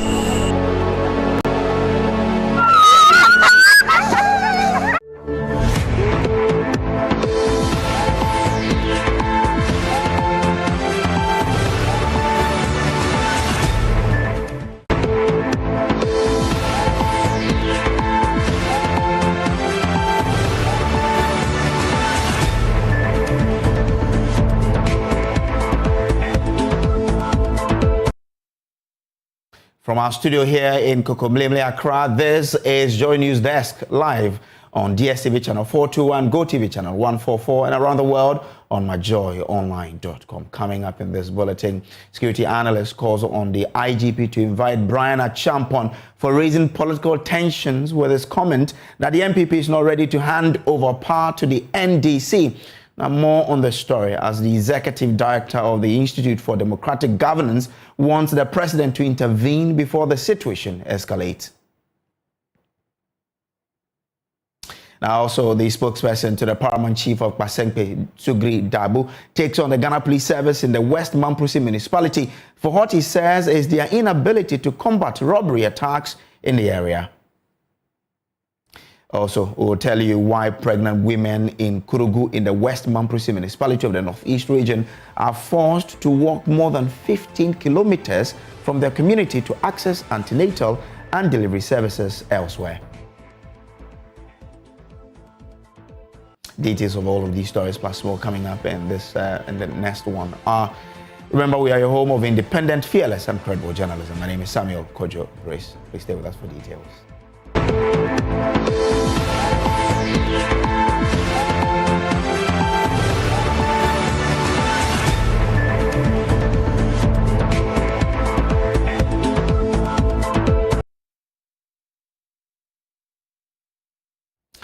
Now, the spokesman to the paramount chief of Basenpe, Sugri Dabu, has criticized the Ghana Police Service in the West Mamprisi municipality for what he says is their inability to combat robbery attacks in the area. Now, the chief spokesperson is blaming the continued attacks by armed robbers on the failure of the police service in the municipality to successfully prosecute robbery suspects when they are arrested. According to him, the youth in the area have therefore decided to end their collaboration with the police in the fight against robbery attacks and other crimes. Now, the traditional leader who spoke in his official capacity as a spokesperson to the paramount chief at a brief workshop put together by the NGO Peace for Life Ghana on promoting peaceful coexistence through trust building in the West Mamprisi municipality, had this to say. What the youth are telling us is that they will no longer collaborate with or help the police to arrest any armed robber because the police are putting their lives at risk by refusing or failing to prosecute the suspect they help to arrest. We have a regulation in our community that prevents robbery suspects from being brutalized or even killed. Yet, when we hand them over to the police to face the law, the police let them go, and most of them end up committing the same crimes or targeting those who help in their arrest.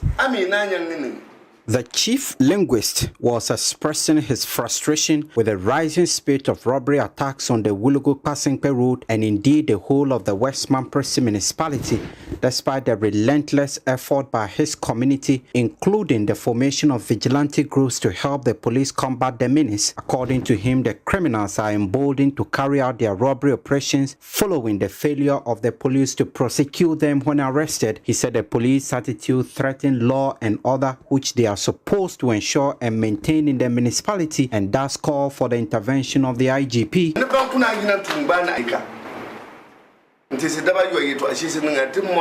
Very recently, there was a case like that where we handed over a robber to the police, but he is back in the community again as the police have failed to prosecute him. If the police in the municipality continues to behave in this manner, they will end up destroying Mampurugu and, for that matter, Ghana as a whole.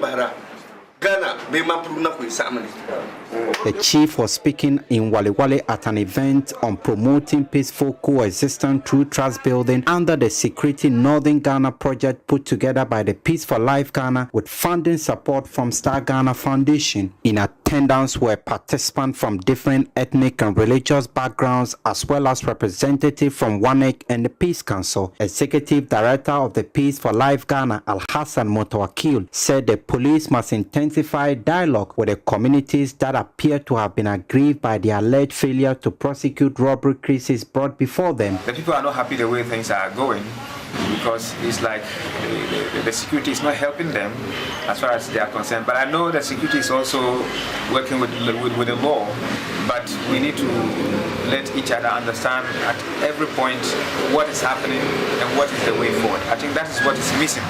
And so we'll get in touch with the security, we'll sit down with them and we'll see the way forward. He also appealed for all the community structures and stakeholders to support for the successful implementation of the project. We need the support of government, we need the support of the all stakeholders, the traditional authorities, the youth, the community structures. We need their support to be able to make this project a success. And I would also want to thank Star Ghana Foundation and the Foreign Commonwealth and Development Office for being behind this this project. Meanwhile, this is not the first time a traditional leader in the Westman Presi municipality has accused the police of failing to protect lives and properties. In 2021, the paramount chief of Seoul traditional area, Nantog Masedu, accused the police of colluding with criminals and vowed to order for criminals to be lynched when arrested. If we arrest, we'll give them, they leave them. Next time when we get them, we'll kill them. We'll not give them to police again because we'll kill them because they are aliens and we are in Ghanaians. And alien will come to my country and he will be strong because of police. He will be stronger than me, the person in my hometown. That one day is out. So we are telling IGP to advise his people. When they leave them and we arrest them again, we'll kill all of them. From Wale Wale, Elias Sutanko for Joy News.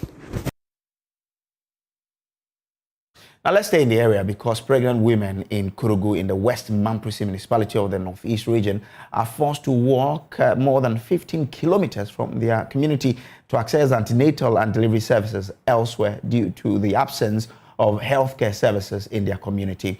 Now the community is provided with a CHIPS facility in 2015 but was abandoned without being equipped and has since remained non-functional after the change of government. Now, as a result, pregnant women in labor and other healthcare seekers in the community are bearing the brunt as they are made to travel 17 kilometers through a dilapidated road on a tricycle to the nearest health center in Wulugu for their health needs. Now, speaking to Joy News, some residents expressed concern about the rising cases of women being delivered of their babies in the bushes while on their way to the health center in Wulugu. They are therefore calling for the authorities to come to their rescue. Correspondent Elias Sutanko has more in this report.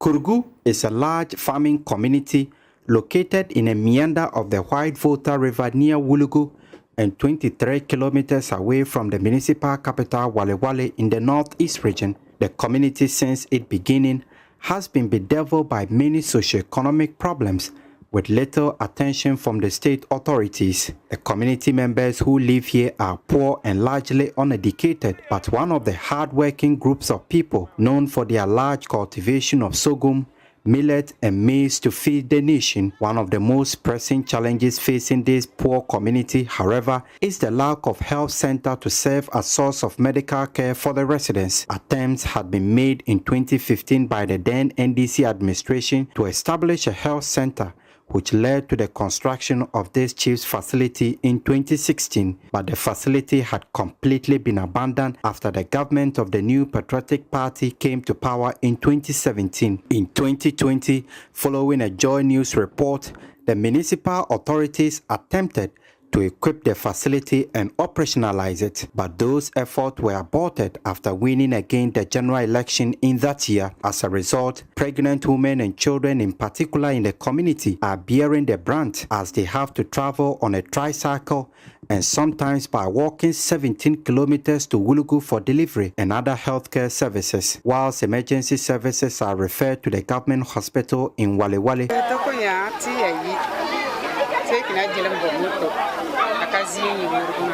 Because the health post here isn't functioning, you have to go around to beg for a motorbike anytime you are going for antenatal care. Most often, we walk to Wulugu when we don't get a motorbike. On your way, sometimes you get help by motorists.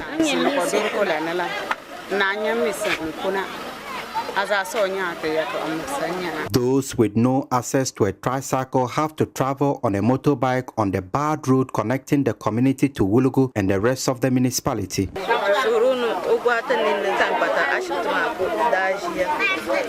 We are appealing to the government to equip the facility in this community to end or reduce our plight on the road. Pregnant women in labor are carried on motorbikes even at night to Wulugu to be taken care of.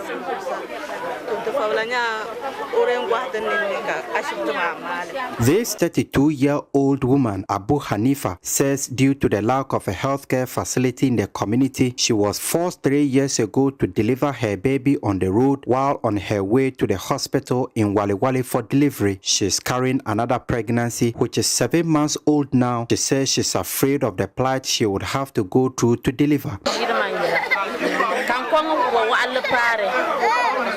Due to the severe pains on that day, I had to deliver my baby on the way. The pains were unbearable, which made me very weak. Even before we managed to get to the hospital with my baby, it was a very bad experience for me, which I do not wish to go through again. Inside the facility, only 2 beds in addition to 2 wooden benches are serving all kinds of patients brought to the facility. In addition, the facility lacks laboratory and medical supplies. 2 staff are managing the facility without a midwife to attend to pregnant patients. Cases are sometimes recorded under this tree whilst at the facility. This man was brought there after he complained of being dizzy, and this was how he was attended to.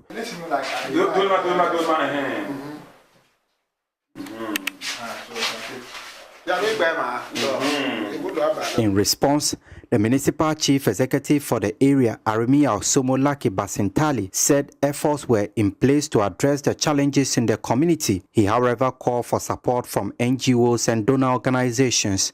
The beds are not enough. What we provided as an assembly on specific to Chief's compound is there, but where they are as a remote community, we need to get more beds so that at least they can detain more of the people here.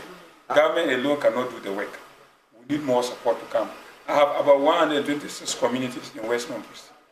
And going around all of them, I have more than 17 Chiefs compounds in the municipality.